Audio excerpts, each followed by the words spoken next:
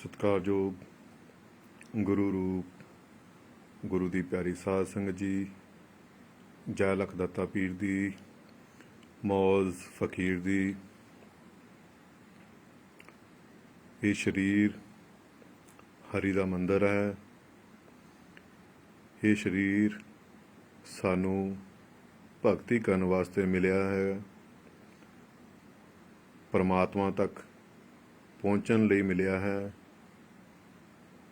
ਸਾਨੂੰ ਇਸ ਮਨੁੱਖੀ ਜਨਮ ਦੀ, ਇਸ ਸਰੀਰ ਦੀ ਕਦਰ ਕਰਨੀ ਚਾਹੀਦੀ ਆ। 84 ਲੱਖ ਯੋਨੀਆਂ ਤੋਂ ਬਾਅਦ ਫਿਰ ਕਿਤੇ ਪ੍ਰਮਾਤਮਾ ਨੇ ਕਿਰਪਾ ਕੀਤੀ, ਬਖਸ਼ਿਸ਼ ਕੀਤੀ, ਸਾਨੂੰ ਇਹ ਮਨੁੱਖੀ ਜਨਮ ਮਿਲਿਆ। ਸਾਨੂੰ ਇਸ ਮਨੁੱਖੀ ਜਨਮ ਦੀ, ਮਨੁੱਖੀ ਚੌਲੇ ਦੀ ਕਦਰ ਕਰ ਲੈਣੀ ਚਾਹੀਦੀ ਆ। ਇਹ ਸਰੀਰ ਹਰੀ ਦਾ ਮੰਦਰ ਹੈ। ਇਸੇ ਸਰੀਰ ਦੇ ਵਿੱਚ ਪਰਮਾਤਮਾ ਨੂੰ ਪਾਇਆ ਜਾ ਸਕਦਾ ਹੈ। ਇਹ ਪਰਮਾਤਮਾ ਦਾ ਘਰ ਹੈ। ਪਰਮਾਤਮਾ ਰੱਬ ਸਾਡੇ ਇੱਥੇ ਬੈਠਾ ਹੈ। ਉਹਨੂੰ ਮਿਲਣ ਦਾ ਰਾਸਤਾ ਵੀ ਅੰਦਰ ਹੀ ਆ। ਜਿੰਨੇ ਵੀ ਸੰਤ, ਮਹਾਂਪੁਰਸ਼, ਫਕੀਰ, ਗੁਰੂ ਮਹਾਰਾਜ ਜੋ ਵੀ ਆਏ ਸੰਸਾਰ ਦੇ ਵਿੱਚ, ਰਿਸ਼ੀ ਮੁਨੀ, ਸਾਰਿਆਂ ਨੇ ਹੀ ਆਪਣੇ ਅੰਦਰ ਪਰਮਾਤਮਾ ਦੀ ਖੋਜ ਕੀਤੀ ਆ। ਆਪਣੇ ਅੰਦਰ ਹੀ ਪਰਮਾਤਮਾ ਨੂੰ ਪਾਇਆ ਔਰ ਸਾਰਿਆਂ ਨੇ ਇਸ ਸਰੀਰ ਨੂੰ ਹਰੀ ਦਾ ਮੰਦਰ ਕਿਹਾ। ਇਸੇ ਤਰ੍ਹਾਂ ਜਿਸ ਤਰ੍ਹਾਂ ਅਸੀਂ ਬਾਹਰ ਮੰਦਰਾਂ ਨੂੰ, ਗੁਰਦੁਆਰਿਆਂ ਨੂੰ, ਮਸਜਿਦ ਨੂੰ, ਚਰਚ ਨੂੰ, ਆਪਣੇ ਧਾਰਮਿਕ ਸਥਾਨਾਂ ਨੂੰ ਜਾਂ ਧਾਰਮਿਕ ਡੇਰਿਆਂ ਨੂੰ ਕਿੰਨਾ ਸੋਹਣਾ ਅਸੀਂ ਸਜਾ ਕੇ ਰੱਖਦੇ ਹਾਂ। ਵਧੀਆ ਤੋਂ ਵਧੀਆ ਪੱਥਰ ਲਗਾਉਂਦੇ ਹਾਂ, ਮਹਿੰਗੇ ਤੋਂ ਮਹਿੰਗਾ ਮਾਰਬਲ ਲਗਾਉਂਦੇ ਹਾਂ। ਕਦੇ ਸੋਨੇ ਨਾਲ ਬਣਾ ਰਹੇ, ਕਦੇ ਚਾਂਦੀ ਲਗਾ ਰਹੇ ਹਾਂ, ਕਦੇ ਸੋਨਾ ਲਗਾ ਰਹੇ ਹਾਂ। ਬਾਹਰ ਦੇ ਮੰਦਰ ਅਸੀਂ ਇੰਨਾ ਖੂਬੀ ਨਾਲ, ਇੰਨਾ ਸੋਹਣਾ ਬਣਾਉਣ ਦੀ ਕੋਸ਼ਿਸ਼ ਕਰਦੇ ਹਾਂ। ਪਰ ਜਿਹੜਾ ਇਹ ਘਰ ਅਸਲੀ ਹਰੀ ਦਾ ਮੰਦਰ, ਇਹ ਸਰੀਰ ਆ, ਅਸੀਂ ਇਹਨੂੰ ਕਿਉਂ ਨਹੀਂ ਸਾਫ਼ ਸੁਥਰਾ ਰੱਖਦੇ? ਅਸੀਂ ਇਸ ਨੂੰ ਕਿਉਂ ਨਹੀਂ ਸਾਫ਼ ਕਰਨ ਦੀ ਕੋਸ਼ਿਸ਼ ਕਰਦੇ? ਅਸੀਂ ਇਸ ਨੂੰ ਕਿਉਂ ਨਹੀਂ ਸੋਹਣਾ ਬਣਾਉਣ ਦੀ ਕੋਸ਼ਿਸ਼ ਕਰਦੇ? ਇਨਸਾਨਾਂ ਦੁਆਰਾ ਬਣਾਏ ਹੋਏ ਮੰਦਰ, ਮਸਜਿਦਾਂ ਦੀ, ਧਾਰਮਿਕ ਡੇਰਿਆਂ ਦੀ, ਧਾਰਮਿਕ ਸਥਾਨ, ਅਸੀਂ ਕਦਰ ਕਰਦੇ ਹਾਂ, ਇੰਨਾ ਉਹਦਾ ਖਿਆਲ ਰੱਖਦੇ ਹਾਂ। ਪਰ ਜਿਹੜਾ ਉਸ ਰੱਬ ਨੇ, ਉਸ ਪਰਮਾਤਮਾ ਨੇ ਇਹ ਸਰੀਰ ਹਰੀ ਦਾ ਮੰਦਰ ਬਣਾਇਆ, ਅਸਲੀ ਮੰਦਰ, ਇਹ ਸਰੀਰ ਬਣਾਇਆ, ਅਸੀਂ ਇਹਦੀ ਕਦਰ ਕਿਉਂ ਨਹੀਂ ਕਰਦੇ? ਇਨਸਾਨਾਂ ਦੇ ਦੁਆਰਾ ਬਣਾਏ ਹੋਏ ਮੰਦਰਾਂ ਦੀ ਅਸੀਂ ਕਦਰ ਕਰਦੇ ਹਾਂ, ਗੁਰਦੁਆਰਿਆਂ ਦੀ ਕਦਰ ਕਰਦੇ ਹਾਂ, ਧਾਰਮਿਕ ਸਥਾਨਾਂ ਦੀ ਕਦਰ ਕਰਦੇ ਹਾਂ। ਪਰ ਜਿਹੜਾ ਪਰਮਾਤਮਾ ਨੇ ਖੁਦ ਇਹ ਸਰੀਰ ਹਰੀ ਦਾ ਮੰਦਰ ਬਣਾਇਆ, ਪਰਮਾਤਮਾ ਨੂੰ ਪਾਉਣ ਦਾ ਰਸਤਾ, ਇਹ ਪਰਮਾਤਮਾ ਦਾ ਘਰ ਹੈ, ਇਹਦੇ ਅੰਦਰ ਹੀ ਪਰਮਾਤਮਾ ਨੂੰ ਪਾਇਆ ਜਾ ਸਕਦਾ। ਪਰਮਾਤਮਾ ਦੁਆਰਾ ਬਣਾਇਆ ਹੋਇਆ ਮੰਦਰ, ਅਸੀਂ ਇਸ ਨੂੰ ਕਿਉਂ ਗੰਦਾ ਕਰਦੇ ਪਏ? ਬਾਹਰ ਦੇ ਅਸੀਂ ਧਾਰਮਿਕ ਸਥਾਨਾਂ ਨੂੰ, ਡੇਰਿਆਂ ਨੂੰ ਕਿੰਨਾ ਸੋਹਣਾ ਬਣਾਉਂਦੇ ਹਾਂ। ਮਹਿੰਗੇ ਤੋਂ ਮਹਿੰਗੇ ਪੱਥਰ ਲਗਾਉਣ ਦੀ ਕੋਸ਼ਿਸ਼ ਕਰਦੇ ਹਾਂ, ਵਧੀਆ ਤੋਂ ਵਧੀਆ ਮਾਰਬਲ ਲਗਾਉਂਦੇ ਹਾਂ, ਸੋਨਾ ਲਗਾ ਰਹੇ ਹਾਂ, ਚਾਂਦੀ ਲਗਾ ਰਹੇ ਹਾਂ। ਪਰ ਅਸਲੀ ਜਿਹੜਾ ਹਰੀ ਦਾ ਮੰਦਰ, ਇਹ ਸਰੀਰ ਹੈ, ਅਸੀਂ ਇਸ ਨੂੰ ਗੰਦਾ ਕਿਉਂ ਕਰਦੇ ਪਏ ਹਾਂ? ਆਪਣੇ ਸਰੀਰ ਨੂੰ ਸਾਫ਼ ਸੁਥਰਾ ਰੱਖੋ। ਬੀੜੀ ਸਿਗਰਟ ਤੋਂ ਪਰਹੇਜ਼ ਕਰੋ, ਨਸ਼ਿਆਂ ਤੋਂ ਪਰਹੇਜ਼ ਕਰੋ, ਮੀਟ ਸ਼ਰਾਬ ਤੋਂ ਪਰਹੇਜ਼ ਕਰੋ। ਜੇ ਪਰਮਾਤਮਾ ਸਾਡੇ ਅੰਦਰ ਬੈਠਾ, ਉਹਨੂੰ ਮਿਲਣ ਦਾ ਰਾਸਤਾ ਅੰਦਰ ਆ, ਰੱਬ ਸਾਡੇ ਅੰਦਰ ਬੈਠਾ, ਤੇ ਅਸੀਂ ਸਿਗਰਟ ਪੀ ਰਹੇ ਹਾਂ, ਕਿਸ ਨੂੰ ਪਿਲਾ ਰਹੇ ਹਾਂ? ਅਸੀਂ ਦਾਰੂ ਪੀ ਰਹੇ ਹਾਂ, ਸ਼ਰਾਬ ਪੀ ਰਹੇ ਹਾਂ, ਅਸੀਂ ਕਿਸ ਨੂੰ ਪਿਲਾ ਰਹੇ ਹਾਂ? ਅਸੀਂ ਮਾਂਸ ਖਾ ਰਹੇ ਹਾਂ, ਬੇਜਵਾਨ ਜਾਨਵਰ ਨੂੰ ਮਾਰ ਕੇ ਖਾ ਰਹੇ ਹਾਂ, ਫਿਰ ਉਹ ਕਿਹਨੂੰ ਖਵਾ ਰਹੇ ਹਾਂ ਅਸੀਂ? ਕਹਿੰਦੇ ਸਰੀਰ ਦੇ ਅੰਦਰ ਹੀ ਪਰਮਾਤਮਾ ਬੈਠਾ, ਮਿਲਣ ਦਾ ਰਾਸਤਾ ਵੀ ਅੰਦਰ ਆ। ਜੇ ਸਾਡੇ ਸਰੀਰ ਅੰਦਰ ਪਰਮਾਤਮਾ ਬੈਠਾ, ਇਹ ਸਰੀਰ ਹਰੀ ਦਾ ਮੰਦਰ ਆ, ਅਸੀਂ ਇਸ ਨੂੰ ਕਿਉਂ ਗੰਦਾ ਕਰਦੇ ਪਏ? ਅਸੀਂ ਆਪਣੇ ਜੀਵ ਦੇ ਸਵਾਦਾਂ ਲਈ ਕਿਉਂ ਅਸੀਂ ਜੀਵ ਹੱਤਿਆ ਕਰਦੇ ਪਏ? ਇਹ ਸੰਸਾਰ ਕਰਮ ਭੂਮੀ ਆ। ਠੀਕ ਹੈ, ਤੁਸੀਂ ਬਚਪਨ 'ਚ ਕਿਤਾਬਾਂ ਪੜ੍ਹੀਆਂ ਹੋਣੀਆਂ, ਉਹ ਏਡੇ ਪੜ੍ਹੇ ਲਿਖੇ ਡਿਗਰੀਆਂ ਲੈ ਲਈਆਂ, ਹਨਾ, ਇੰਨੇ ਤੁਸੀਂ ਸਿਆਣੇ ਹੋ ਗਏ, ਸਾਇੰਸ ਦਾ ਜ਼ਮਾਨਾ ਹੈ, ਹਨਾ। ਇਸ ਸੰਸਾਰ ਕਰਮ ਭੂਮੀ ਆ। ਜਿੱਦਾਂ ਦਾ ਅਸੀਂ ਕਰਮ ਕਰਾਂਗੇ ਸਾਨੂੰ ਉੱਦਾਂ ਦਾ ਹੀ ਫਲ ਮਿਲੇਗਾ। ਫਿਰ ਤੁਸੀਂ ਜੀਵ ਹੱਤਿਆ ਕਰਦੇ ਹੋ, ਬੇਜਵਾਨ ਜਾਨਵਰਾਂ ਨੂੰ ਮਾਰਦੇ ਹੋ ਜਿਹਦਾ ਕੋਈ ਕਸੂਰ ਹੀ ਨਹੀਂ ਹੈਗਾ, ਜਿਨ੍ਹਾਂ ਨਾਲ ਤੁਹਾਡੇ ਨਾਲ ਕੋਈ ਲੈਣਾ ਦੇਣਾ ਨਹੀਂ ਹੈਗਾ। ਉਹ ਬੇਜਵਾਨਾਂ ਦੀ ਅਸੀਂ ਆਪਣੇ ਜੀਵ ਦੇ ਸਵਾਦ ਲਈ ਹੱਤਿਆ ਕਰਦੇ ਪਏ ਹਾਂ। ਕੀ ਸਾਨੂੰ ਪ੍ਰਮਾਤਮਾ ਮਾਫ ਕਰ ਦੇਗਾ? ਕੀ ਪ੍ਰਮਾਤਮਾ ਸਾਨੂੰ ਬਖਸ਼ ਦੇਗਾ? ਕਦੇ ਨਹੀਂ ਬਖਸ਼ੇਗਾ।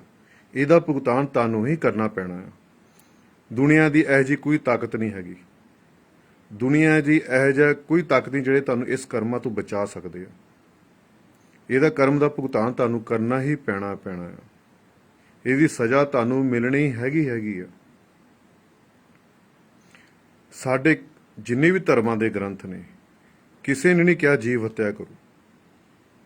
ਵੱਡੇ ਵੱਡੇ ਗ੍ਰੰਥਾਂ ਦੀ ਗੱਲ ਲੈ ਲਓ, ਹਨਾ, ਜਿੰਨੇ ਵੀ ਸਾਡੇ ਧਰਮਾਂ ਦੇ ਗ੍ਰੰਥ ਨੇ, ਧਾਰਮਿਕ ਗ੍ਰੰਥ ਨੇ, ਹਨਾ, ਕਿਸੇ ਨੇ ਨਹੀਂ ਕਿਹਾ ਕਿ ਜੀਵ ਹੱਤਿਆ ਕਰਨਾ ਮਾਫ ਹੈ ਜਾਂ ਜੀਵ ਹੱਤਿਆ ਕਰਨਾ ਸਾਡੇ ਧਰਮ 'ਚ ਲਿਖਿਆ ਹੈ। ਜੇ ਤੁਹਾਡੇ ਅੰਦਰ ਦਇਆ ਨਹੀਂ ਹੈਗੀ, ਤੁਹਾਡੇ ਅੰਦਰ ਪ੍ਰੇਮ ਹੀ ਨਹੀਂ ਹੈਗਾ, ਤੁਸੀਂ ਇੱਕ ਦੂਜੇ ਬੰਦੇ ਨੂੰ ਦੁੱਖ ਦੇ ਕੇ ਤੁਹਾਡੇ ਅੰਦਰ ਦੁੱਖ ਨਹੀਂ ਪੈਦਾ ਹੋ ਰਿਹਾ, ਹਨਾ, ਤੁਹਾਨੂੰ ਉਹਦਾ ਦੁੱਖ ਮਹਿਸੂਸ ਨਹੀਂ ਹੋ ਰਿਹਾ, ਤਾਂ ਤੁਹਾਡਾ ਪਸ਼ੂ ਸਮਾਨ ਹੋ ਤੁਸੀਂ। ਫਿਰ ਤੁਸੀਂ ਚੱਲਦੇ ਫਿਰਦੇ ਮੁਰਦੇ ਹੋ।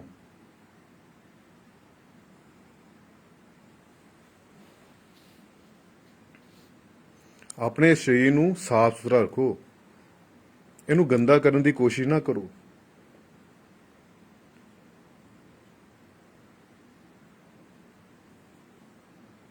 ਸਾਡੇ ਧਰਮਾਂ ਦੇ ਗ੍ਰੰਥਾਂ ਨੇ ਸਾਧੂ ਸੰਤਾਂ, ਮਹਾਂਪੁਰਸ਼ਾਂ, ਫਕੀਰਾਂ ਨੇ, ਰਿਸ਼ੀਆਂ ਮੁਨੀਆਂ ਨੇ ਕਿਹਾ ਕਿ ਬੇਟੇ ਇਹ ਸੰਸਾਰ ਇੱਕ ਕਰਮ ਭੂਮੀ ਆ। ਜਿੱਦਾਂ ਦਾ ਅਸੀਂ ਕਰਮ ਕਰਾਂਗੇ ਸਾਨੂੰ ਉਹੋ ਜਿਹਾ ਹੀ ਫਲ ਮਿਲੇਗਾ। ਜੇ ਅਸੀਂ ਅੱਛਾ ਕਰਾਂਗੇ ਸਾਨੂੰ ਅੱਛਾ ਹੀ ਮਿਲੇਗਾ, ਬੁਰਾ ਕਰਾਂਗੇ ਸਾਨੂੰ ਵੀ ਸਾਡੇ ਨਾਲ ਵੀ ਬੁਰਾ ਹੀ ਹੋਵੇਗਾ। ਕਿਸੇ ਨੂੰ ਦੁੱਖ ਦੇ ਕੇ ਕੀ ਤੁਹਾਨੂੰ ਸੁੱਖ ਮਿਲੇਗਾ? ਕਦੇ ਨਹੀਂ ਮਿਲ ਸਕਦਾ। ਕਿਸੇ ਨੂੰ ਦੁੱਖ ਦੇ ਕੇ ਅਸੀਂ ਸੁੱਖ ਦੀ ਆਸ ਰੱਖਾਂਗੇ, ਸਾਨੂੰ ਕਦੇ ਵੀ ਸੁੱਖ ਨਹੀਂ ਮਿਲ ਸਕਦਾ। ਕਿਸੇ ਨੂੰ ਖੁਸ਼ੀਆਂ ਦੇਵਾਂਗੇ ਤਾਂ ਹੀ ਅਸੀਂ ਆਪਣੇ ਖੁਸ਼ੀਆਂ ਲੈਣ ਦੇ ਹੱਕਦਾਰ ਹੋ ਸਕਦੇ ਹਾਂ। ਇਹਨਾਂ ਬੇਜਵਾਨਾਂ ਦਾ ਕੀ ਕਸੂਰ ਆ? ਇਹਨਾਂ ਨੇ ਤੁਹਾਡਾ ਕੀ ਵਿਗਾੜਿਆ? ਤੁਸੀਂ ਆਪਣੇ ਜੀਵ ਦੀ ਖਾਤਰ, ਹਨਾ, ਆਪਣੇ ਜੀਵ ਦੇ ਸਵਾਦ ਦੀ ਖਾਤਰ ਇਹਨਾਂ ਦੀ ਤੁਸੀਂ ਹੱਤਿਆ ਕਰੀ ਜਾ ਰਹੇ ਹੋ। ਉਹ ਤੁਸੀਂ ਖਾ ਰਹੇ ਹੋ। ਇਸ ਸਰੀਰ ਨੂੰ, ਇਸ ਹਰੀ ਦੇ ਮੰਦਰ ਨੂੰ ਅਸੀਂ ਗੰਦਾ ਕਰੀ ਜਾ ਰਹੇ ਹਾਂ। ਇਨਸਾਨ ਦੁਆਰਾ ਬਣਾਏ ਹੋਏ ਬਾਹਰ ਦੇ ਮੰਦਰਾਂ ਨੂੰ, ਗੁਰਦੁਆਰਿਆਂ ਨੂੰ, ਸਥਾਨਾਂ ਨੂੰ ਅਸੀਂ ਕਿੰਨਾ ਸੋਹਣਾ ਰੱਖਦੇ ਹਾਂ, ਕਿੰਨਾ ਸੋਹਣਾ ਸਜਾਉਣ ਦੀ ਕੋਸ਼ਿਸ਼ ਕਰਦੇ ਹਾਂ, ਪਰ ਜਿਹੜਾ ਖੁਦ ਪਰਮਾਤਮਾ ਨੇ, ਰੱਬ ਨੇ ਸਰੀਰ ਬਣਾਇਆ, ਹਰੀ ਦਾ ਮੰਦਰ ਬਣਾਇਆ, ਇਹ ਅਸੀਂ ਇਹਨੂੰ ਕਿਉਂ ਗੰਦਾ ਕਰੀ ਜਾ ਰਹੇ ਹਾਂ? ਬਾਹਰ ਦੇ ਜਿਹੜੇ ਮੰਦਰ ਨੇ, ਗੁਰਦੁਆਰੇ ਨੇ, ਧਾਰਮਿਕ ਸਥਾਨ ਨੇ, ਕੋਈ ਉਹਦੀ ਇੱਕ ਇੱਟ ਵੀ ਹਿਲਾ ਦੇਵੇ ਤਾਂ ਅਸੀਂ ਉਸ ਨੂੰ ਮਾਰਨ ਲਈ ਪੈਂਦੇ ਹਾਂ, ਅਸੀਂ ਉਸ ਨੂੰ ਕੁੱਟਣ ਲਈ ਪੈਂਦੇ ਹਾਂ, ਅਸੀਂ ਉਸ ਨੂੰ ਧੋਣ ਤੋਂ ਫੜਨ ਦੀ ਕੋਸ਼ਿਸ਼ ਕਰਦੇ ਹਾਂ। ਪਰ ਜਿਹੜਾ ਉਸ ਪ੍ਰਮਾਤਮਾ ਨੇ ਹਰੀ ਦਾ ਮੰਦਰ ਬਣਾਇਆ, ਇਸ ਨੂੰ ਤੁਸੀਂ ਕਿੰਨਾ ਬੁਰਾ ਭਲਾ ਕਰਨੇ ਹੋ, ਕਿੰਨਾ ਕੁਛ ਕਰਦੇ ਹੋ ਤੁਸੀਂ, ਕਿ ਤੁਹਾਨੂੰ ਉਸ ਸਮੇਂ ਪ੍ਰਮਾਤਮਾ ਨਹੀਂ ਨਜ਼ਰ ਆਉਂਦਾ? ਜਿਹੜਾ ਪ੍ਰਮਾਤਮਾ ਨੇ ਹਰੀ ਦਾ ਮੰਦਰ ਬਣਾਇਆ, ਸਰੀਰ ਬਣਾਇਆ, ਇਹਨੂੰ ਤੁਸੀਂ ਇੰਨੀ ਸਜ਼ਾ ਦੇ ਰਹੇ ਹੋ, ਇੰਨੇ ਦੁੱਖ ਦੇ ਰਹੇ ਹੋ, ਇੱਕ ਦੂਜੇ ਨਾਲ ਛਲ ਕਪਟ ਕਰਦੇ ਹੋ, ਕਿ ਤੁਹਾਨੂੰ ਸ਼ਾਂਤੀ ਮਿਲ ਜਾਂਦੀ ਹੈ? ਇਸ ਹਰੀ ਦੇ ਸਰੀਰ ਨੂੰ, ਇਸ ਹਰੀ ਦੇ ਮੰਦਰ ਨੂੰ, ਇਹਨੂੰ ਸਾਫ਼ ਸੁਥਰਾ ਰੱਖੋ। ਇਹ ਜੀਵਨ ਸਾਨੂੰ ਭਗਤੀ ਕਰਨ ਵਾਸਤੇ ਮਿਲਿਆ, ਬੰਦਗੀ ਕਰਨ ਵਾਸਤੇ ਮਿਲਿਆ। ਇਹੀ ਜਨਮ ਦੇ ਵਿੱਚ ਭਗਤੀ ਹੋ ਸਕਦੀ ਆ। ਹੋਰ ਕੋਈ ਜੂਨੀ ਨਹੀਂ ਹੈਗੀ ਜਿੱਥੇ ਭਗਤੀ ਕੀਤੀ ਜਾ ਸਕੇ।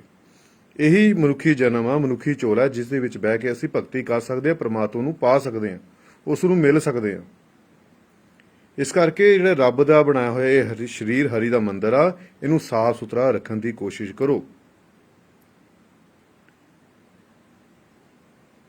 ਇਹਨੂੰ ਜਿੰਨਾ ਹੋ ਸਕੇ ਇਹਨੂੰ ਸਾਫ਼ ਸੁਥਰਾ ਰੱਖੋ, ਕਿਉਂਕਿ ਇਸੇ ਸਰੀਰ ਦੇ ਵਿੱਚ ਪ੍ਰਮਾਤਮਾ ਨੂੰ ਮਿਲਿਆ ਜਾ ਸਕਦਾ, ਪ੍ਰਮਾਤਮਾ ਤੱਕ ਪਹੁੰਚਿਆ ਜਾ ਸਕਦਾ, ਪ੍ਰਮਾਤਮਾ ਨੂੰ ਦੇਖਿਆ ਜਾ ਸਕਦਾ। ਬਾਹਰ ਦੇ ਮੰਦਿਰਾਂ ਨੂੰ, ਧਾਰਮਿਕ ਸਥਾਨਾਂ ਨੂੰ, ਗੁਰਦੁਆਰਿਆਂ ਨੂੰ ਕਿੰਨਾ ਸੋਹਣਾ ਤੁਸੀਂ ਬਣਾਉਂਦੇ ਹੋ, ਫਿਰ ਇਸ ਨੂੰ ਕਿਉਂ ਗੰਦਾ ਕਰਦੇ ਪਏ ਹੋ?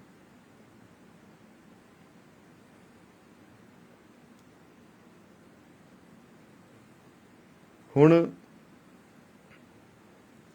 ਤੁਹਾਡੇ ਦੰਦ ਦੇਖੋ, ਤੁਹਾਡੇ ਦੰਦ ਕਿੱਦਾਂ ਦੇ ਆ? ਤੁਸੀਂ ਸ਼ਾਕਾਹਾਰੀ ਹੋ, ਇਨਸਾਨ ਇੱਕ ਸ਼ਾਕਾਹਾਰੀ ਜੀਵ ਆ, ਸ਼ਾਕਾਹਾਰੀ ਇਨਸਾਨ ਆ, ਠੀਕ ਹੈ ਨਾ? ਜਿਹੜੇ ਸ਼ਾਕਾਹਾਰੀ ਪਸ਼ੂ ਨੇ, ਗਾਂ ਆ, ਭੈਂਸ ਆ, ਹਨਾ, ਇਹਨਾਂ ਅੱਗੇ ਤੁਸੀਂ ਮੀਟ ਰੱਖ ਕੇ ਦੇਖੋ, ਇਹਨਾਂ ਅੱਗੇ ਤੁਸੀਂ ਮੀਟ ਰੱਖ ਕੇ ਦੇਖੋ ਕਿ ਖਾਓਗੇ ਇਹ? ਗਾਂ ਦੇ ਅੱਗੇ ਮੀਟ ਰੱਖੋ, ਖਾਓਗੀ? ਮੱਝ ਦੇ ਅੱਗੇ ਮੀਟ ਰੱਖੋ, ਖਾਓਗੀ? ਘੋੜੇ ਦੇ ਅੱਗੇ ਮੀਟ ਰੱਖੋ, ਖਾਊਗਾ? ਨਹੀਂ ਖਾਊਗਾ ਉਹ। ਸ਼ੇਰ ਦੇ ਮੂਹਰੇ ਅੱਗੇ ਤੁਸੀਂ ਦੇਸੀ ਘੀ ਦਾ ਕੜਾਹ ਰੱਖੋ, ਉਹ ਖਾ ਲਏਗਾ? ਭੇੜੀ ਦੇ ਅੱਗੇ ਕੜਾਹ ਰੱਖੋ, ਖਾ ਲਏਗਾ? ਭੇੜੀ ਦੇ ਅੱਗੇ ਸੋਹਣੇ ਸੋਹਣੇ ਪਕਵਾਨ ਰੱਖੋ, ਖਾ ਲਏਗਾ? ਨਹੀਂ ਖਾਏਗਾ ਉਹ, ਕਿਉਂਕਿ ਉਹ ਮਾਸਾਹਾਰੀ ਜੀਵ ਆ। ਮੱਝ, ਗਾਂ, ਬੱਕਰੀ ਇਹ ਸ਼ਾਕਾਹਾਰੀ ਜੀਵ ਆ। ਜੇ ਅਸੀਂ ਬੱਕਰੀਆਂ, ਭੇਡਾਂ ਅੱਗੇ, ਗਾਵਾਂ ਅੱਗੇ, ਭੈਂਸਾਂ ਅੱਗੇ, ਮੱਝਾਂ ਅੱਗੇ ਮੀਟ ਰੱਖਦੇ ਆ, ਇਹ ਖਾਂਦੀਆਂ ਨਹੀਂ ਹੈਗੀਆਂ, ਕਿਉਂਕਿ ਇਹ ਸ਼ਾਕਾਹਾਰੀ ਜੀਵ ਨੇ, ਕਿਉਂਕਿ ਉਹ ਇਹਦਾ ਖਾਣਾ ਨਹੀਂ ਹੈਗਾ। ਜਿਹੜੇ ਮਾਸਾਹਾਰੀ ਜੀਵ ਨੇ, ਸ਼ੇਰ ਨੇ, ਭੇੜੀਏ ਨੇ, ਗਿੱਦੜ ਨੇ, ਹਨਾ, ਮਗਰਮੱਛ ਨੇ, ਇਹ ਮਾਸਾਹਾਰੀ ਜੀਵ ਨੇ। ਇਹਨਾਂ ਅੱਗੇ ਤੁਸੀਂ ਕੜਾਹ ਰੱਖੋ, ਖਾ ਲੇਗਾ? ਨਹੀਂ ਖਾਏਗਾ। ਜੇ ਇਹਨੇ ਪਸ਼ੂ ਸ਼ਾਕਾਹਾਰੀ ਹੋ ਕੇ ਉਹ ਮਾਸਾਹਾਰੀ ਖਾਣਾ ਨਹੀਂ ਖਾਂਦੇ ਪਏ, ਮਰੇ ਹੋਏ ਜਾਨਵਰ ਨਹੀਂ ਖਾਂਦੇ ਪਏ, ਔਰ ਮਾਸਾਹਾਰੀ ਜਾਨਵਰ ਸ਼ਾਕਾਹਾਰੀ ਭੋਜਨ ਨਹੀਂ ਖਾ ਰਿਹਾ, ਹਨਾ, ਉਹ ਕੜਾਹ ਨਹੀਂ ਖਾ ਰਿਹਾ, ਇੱਕ ਇਨਸਾਨ ਹੀ ਇਹੋ ਜਿਹਾ ਹੈਗਾ ਜਿਹਦੇ ਅੱਗੇ ਜਿਹੜਾ ਮਰਜ਼ੀ ਚੀਜ਼ ਰੱਖ ਲਓ, ਜਿਹੜਾ ਮਰਜ਼ੀ ਭੋਜਨ ਰੱਖ ਦਿਓ, ਜਿਹੜਾ ਮਰਜ਼ੀ ਖਾਣਾ ਰੱਖ ਦਿਓ, ਉਹ ਖਾ ਲੈਂਦਾ।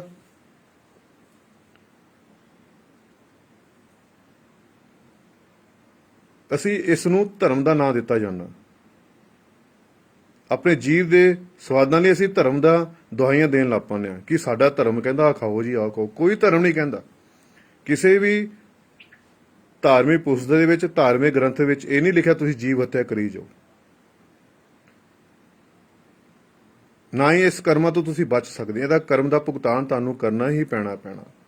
ਆਪਣੇ ਦੰਦ ਦੇਖੋ, ਤੁਹਾਡੇ ਦੰਦ ਚਪਟੇ ਆ। ਮੱਝਾਂ ਗਾਈਆਂ ਦੇ ਦੰਦ ਦੇਖੋ, ਚਪਟੇ ਆ, ਕਿਉਂਕਿ ਸ਼ਾਕਾਹਾਰੀ ਨੇ। ਇਨਸਾਨ ਵੀ ਇੱਕ ਸ਼ਾਕਾਹਾਰੀ ਜੀਵ ਆ, ਤੇ ਅਸੀਂ ਆਪਣੇ ਜੀਵ ਦੇ ਸਵਾਦ ਲਈ ਐਵੇਂ ਜੀਵ ਹੱਤਿਆ ਕਰੀ ਜਾ ਰਹੇ ਹਾਂ। ਜਦ ਇੱਕ ਪਸ਼ੂ, ਜਿਹੜੇ ਸ਼ਾਕਾਹਾਰੀ ਪਸ਼ੂ ਆ, ਉਹ ਨਹੀਂ ਮਾंस ਖਾ ਰਹੇ, ਉਹ ਨਹੀਂ ਮੀਟ ਖਾ ਰਹੇ, ਤੁਸੀਂ ਇੱਕ ਇਨਸਾਨ ਹੋ ਕੇ ਵੀ ਤੁਸੀਂ ਫਿਰ ਇਹੋ ਜਿਹੇ ਖਾਣੇ ਖਾ ਰਹੇ ਹੋ, ਫਿਰ ਤੁਸੀਂ ਮਾंस ਖਾ ਰਹੇ ਹੋ। ਇਹ ਸਰੀਰ ਨੂੰ, ਹਰੀ ਦੇ ਮੰਦਰ ਨੂੰ ਕਿਉਂ ਖਰਾਬ ਕਰੀ ਜਾ ਰਹੇ ਹੋ? ਤੁਹਾਡੇ ਅੰਦਰ ਦਇਆ ਨਹੀਂ ਹੈਗੀ, ਤੁਹਾਡੇ ਅੰਦਰ ਨਮਰਤਾ ਨਹੀਂ ਹੈਗੀ, ਤੁਹਾਡੇ ਅੰਦਰ ਪ੍ਰੇਮ ਹੀ ਹੈ ਨਹੀਂ, ਤੁਸੀਂ ਪਰਮਾਤਮਾ ਨੂੰ ਕਿੱਥੋਂ ਪਾਲੋਗੇ? ਬਾਹਰਲੇ ਗ੍ਰੰਥਾਂ ਨੂੰ, ਧਾਰਮਿਕ ਗ੍ਰੰਥਾਂ ਨੂੰ ਕੰਠ ਕਰ ਲਿਆ। ਲੋਕਾਂ ਨਾਲ ਲੜਾਈ ਝਗੜੇ ਕਰਦੇ, ਲੋਕਾਂ ਨੇ ਬਹਿਸਣ ਦੀ ਖਾਤਰ, ਬਹਿਸਣ ਦੇ ਲਈ, ਲੋਕਾਂ ਲੜਾਈ ਝਗੜੇ ਕਰਨ ਲਈ ਆਪਣੇ ਧਰਮਾਂ ਦੇ ਗ੍ਰੰਥ ਨੂੰ ਕੰਠ ਕਰ ਲਿਆ, ਪਰ ਉੱਤੇ ਅਮਲ ਨਹੀਂ ਕੀਤਾ, ਉਹਦਾ ਜੀਵਨ ਨਹੀਂ ਬਣਾਇਆ। ਜੇ ਢਾਲਿਆ ਹੁੰਦਾ, ਉਹਦਾ ਜੀਵਨ ਆਪਣਾ ਬਣਾਇਆ ਹੁੰਦਾ, ਤੇ ਇਹ ਤੁਸੀਂ ਕੰਮ ਕਦੇ ਨਾ ਕਰਦੇ। ਆਪਣੇ ਇਸ ਹਰੀ ਦੇ ਮੰਦਰ ਨੂੰ, ਇਸ ਸਰੀਰ ਨੂੰ ਕਦੇ ਨਾ ਗੰਦਾ ਕਰਦੇ। ਇਹ ਮਾਸਾਹਾਰੀ ਭੋਜਨ ਇਨਸਾਨਾਂ ਦਾ ਭੋਜਨ ਨਹੀਂ ਹੈਗਾ। ਆਪਣੇ ਸਰੀਰ ਨੂੰ ਬਿਲਕੁਲ ਸਾਫ਼ ਸੁਥਰਾ ਰੱਖੋ। ਬੀੜੀ ਸਿਗਰਟ ਨਹੀਂ ਪੀਣੀ, ਸ਼ਰਾਬ ਨਹੀਂ ਪੀਣੀ, ਮੀਟ ਨਹੀਂ ਖਾਣਾ, ਮਾंस ਨਹੀਂ ਖਾਣਾ, ਨਸ਼ੇ ਨਹੀਂ ਕਰਨੇ। ਇਹ ਸਰੀਰ ਨੂੰ ਸਾਫ਼ ਸੁਥਰਾ ਰੱਖੋ। ਇਹ ਸਰੀਰ ਹਰੀ ਦਾ ਮੰਦਰ ਹੈਗਾ। ਇਹ ਜਨਮ ਬਾਰ-ਬਾਰ ਨਹੀਂ ਮਿਲਦਾ। ਪਰਮਾਤਮਾ ਨੂੰ ਪਾਣਾ ਬੜਾ ਸੁੱਖਾ ਆ, ਪਰ ਇਹ ਮਨੁੱਖੀ ਜਨਮ ਪਾਣਾ ਬੜਾ ਔਖਾ ਆ। ਇਹ ਜਨਮ ਬਾਰ-ਬਾਰ ਨਹੀਂ ਮਿਲਦਾ। ਬਹੁਤ ਜਨਮ ਵਿਛੜੇ ਤੇ ਮਾਧੋ, ਜੇ ਜਨਮ ਤੁਮਾਰੇ ਲਿਖੇ। ਇਹ ਜਨਮ ਤੁਹਾਨੂੰ ਮਿਲਿਆ, ਪਰਮਾਤਮਾ ਨੇ ਤੁਹਾਨੂੰ ਇਹ ਮਨੁੱਖੀ ਜਨਮ ਦਿੱਤਾ, ਇਹ ਸਰੀਰ ਦਿੱਤਾ, ਇਹਦੀ ਕਦਰ ਕਰੋ, ਇਹਨੂੰ ਖਰਾਬ ਨਾ ਕਰੋ, ਠੀਕ ਹੈ? ਇਹਨੂੰ ਪ੍ਰਭੂ ਦੇ ਲੇਖੇ ਲਗਾਓ। ਅੰਮ੍ਰਿਤ ਵੇਲੇ ਸੰਭਾਲ ਕਰੋ। ਸਵੇਰੇ ਉੱਠ ਕੇ ਰੋਜ਼ ਭਜਨ ਸੇਵਾ ਦਾ ਅਭਿਆਸ ਕਰੋ। ਆਪਣੇ ਅੰਤਰ ਵਿੱਚ ਪ੍ਰਮਾਤਮਾ ਦੀ ਖੋਜ ਕਰੋ। ਆਪਣੇ ਅੰਤਰ ਦੇ ਵਿੱਚ ਸਿਮਰਨ ਕਰੋ। ਫਿਰ ਆਪਣੇ ਉਸ ਤੋਂ ਬਾਅਦ ਸੰਸਾਰ ਦੇ ਕੰਮ ਧੰਦੇ ਕਰਿਆ ਕਰੋ, ਕਿਉਂਕਿ ਸਾਰੇ ਦੁੱਖਾਂ ਦੀ ਦਵਾਈ ਸਿਮਰਨ ਹੈ। ਤੁਹਾਡੇ ਹਰ ਸਵਾਲ ਦਾ ਜਵਾਬ ਸਿਮਰਨ ਵਿੱਚ ਹੈ। ਇਸ ਕਰਕੇ ਤੁਸੀਂ ਆਪਣੀ ਡਿਊਟੀ ਸਮਝ ਕੇ ਰੋਜ਼ ਭਜਨ ਸੇਵਾ ਦਾ ਅਭਿਆਸ ਕਰਦੇ ਰਿਹਾ ਕਰੋ ਤੇ ਆਪਣੇ ਸਰੀਰ ਨੂੰ ਇਸ ਹਰੀ ਦੇ ਮੰਦਰ ਨੂੰ ਜਿਹੜਾ ਪਰਮਾਤਮਾ ਨੇ ਬਣਾਇਆ, ਆਪ ਬਣਾਇਆ, ਠੀਕ ਹੈ, ਇਸ ਨੂੰ ਸਾਫ਼ ਸੁਥਰਾ ਰੱਖੋ, ਇਸ ਨੂੰ ਗੰਦਾ ਨਾ ਕਰੋ। ਸੁਖਣਾ ਤੁਹਾਡੀਆਂ ਹੁੰਦੀਆਂ, ਮੰਨਤਾਂ ਤੁਹਾਡੀਆਂ ਹੁੰਦੀਆਂ, ਠੀਕ ਹੈ ਨਾ। ਸੁਖਣਾ ਤੁਹਾਡੀਆਂ ਪੂਰੀਆਂ ਹੁੰਦੀਆਂ, ਮੰਨਤਾਂ ਤੁਹਾਡੀਆਂ ਪੂਰੀਆਂ ਹੁੰਦੀਆਂ। ਉਸ ਬੇਜਵਾਨ ਜਾਨਵਰ ਨੇ ਤੁਹਾਡਾ ਕੀ ਵਿਗਾੜਿਆ? ਇਹਨਾਂ ਬੱਕਰਾਂ ਨੇ, ਇਹਨਾਂ ਪਸ਼ੂਆਂ ਨੇ ਤੁਹਾਡਾ ਕੀ ਵਿਗਾੜਿਆ ਹੈਗਾ? ਸੁਖਣਾ ਤੁਹਾਡੀਆਂ ਪੂਰੀਆਂ ਹੋਣੀਆਂ ਪਈਆਂ, ਠੀਕ ਹੈ। ਫਾਇਦਾ ਤੁਸੀਂ ਆਪ ਲੈਣਾ। ਘਰ ਦੀ ਆਪਣੀ ਸੁਖ ਸ਼ਾਂਤੀ ਲਈ ਇਹਨਾਂ ਜੀਵ ਹੱਤਿਆ ਦੀ ਕਿਉਂ ਕਰੀ ਜਾ ਰਹੇ ਹੋ? ਜੇ ਇਸ ਜੀਵ ਹੱਤਿਆ ਕਰਕੇ, ਹਨਾ, ਜੇ ਬਲੀਆਂ ਦੇ ਕੇ ਪ੍ਰਮਾਤਮਾ ਖੁਸ਼ ਹੁੰਦਾ, ਦੇਵੀ ਦੇਵਤੇ ਖੁਸ਼ ਹੁੰਦੇ, ਤਾਂ ਤੁਸੀਂ ਆਪਣੀ ਬਲੀ ਕਿਉਂ ਨਹੀਂ ਦਿੰਦੇ ਪਏ? ਤੁਸੀਂ ਆਪਣਾ ਜਨਮ ਮਰਨ ਕਿਉਂ ਨਹੀਂ ਸਫਲ ਕਰਦੇ ਪਏ? ਫਿਰ ਜੇ ਇਹਨਾਂ ਨੂੰ ਮਾਰ ਕੇ ਇਹਨਾਂ ਨੂੰ ਜੰਨਤ ਮਿਲਦੀ ਆ, ਫਿਰ ਤੁਸੀਂ ਕਿਉਂ ਨਹੀਂ ਜੰਨਤ ਲੈਂਦੇ ਪਏ? ਤੁਸੀਂ ਕਿਉਂ ਨਹੀਂ ਸਵਰਗ ਲੈਂਦੇ ਪਏ? ਆਪਣੇ ਜੀਵ ਦੇ ਸਵਾਲ ਹੀ ਇਹਨਾਂ ਦੀ ਹੱਤਿਆ ਕਰੀ ਜਾ ਰਹੇ ਆ। ਆਪਣੇ ਸੁਖਣਾ ਪੂਰੀਆਂ ਹੁੰਦੀਆਂ ਤਾਂ ਤੁਸੀਂ ਜੀਵ ਹੱਤਿਆ ਕਰੀ ਜਾ ਰਹੇ ਆ। ਇਹਨੇ ਤੁਹਾਡਾ ਕੀ ਵਿਗਾੜਿਆ? ਇੱਕ ਵਾਰ ਕਹਾਣੀ ਬੜੀ ਸੋਹਣੀ ਪੜ੍ਹਨ ਨੂੰ ਮਿਲੀ ਤੇ ਇੱਕ ਵਾਰ ਇੱਕ ਬੱਕਰੇ ਨੂੰ ਜਦੋਂ ਮਾਰਦੇ ਪਏ ਸੀ, ਕੱਟਣ ਲੱਗੇ, ਤਾਂ ਬੱਕਰਾ ਉੱਚੀ ਉੱਚੀ ਹੱਸਣ ਲੱਗ ਗਿਆ। ਇੱਕ ਕਸਾਈ ਨੇ ਜਦੋਂ ਬੱਕਰੇ ਨੂੰ ਵੱਢਣ ਲੱਗਾ ਤੇ ਬੱਕਰਾ ਉੱਚੀ ਉੱਚੀ ਹੱਸਣ ਲੱਗ ਗਿਆ ਤੇ ਉਹਨੂੰ ਦੁਖੀ ਹੋਣਾ ਚਾਹੀਦਾ, ਤੜਫਣਾ ਚਾਹੀਦਾ ਸੀ, ਪਰ ਉਹ ਬੱਕਰਾ ਬੜਾ ਉੱਚੀ ਉੱਚੀ ਹੱਸਣ ਲੱਗ ਗਿਆ। ਤਾਂ ਉਸ ਕਸਾਈ ਨੇ ਉਸ ਬੱਕਰੇ ਨੂੰ ਪੁੱਛਿਆ ਕਿ ਤੈਨੂੰ ਮੈਂ ਇੰਨਾ ਦੁੱਖ ਦੇ ਰਿਹਾ, ਤੂੰ ਫਿਰ ਵੀ ਹੱਸੀ ਜਾ ਰਿਹਾ?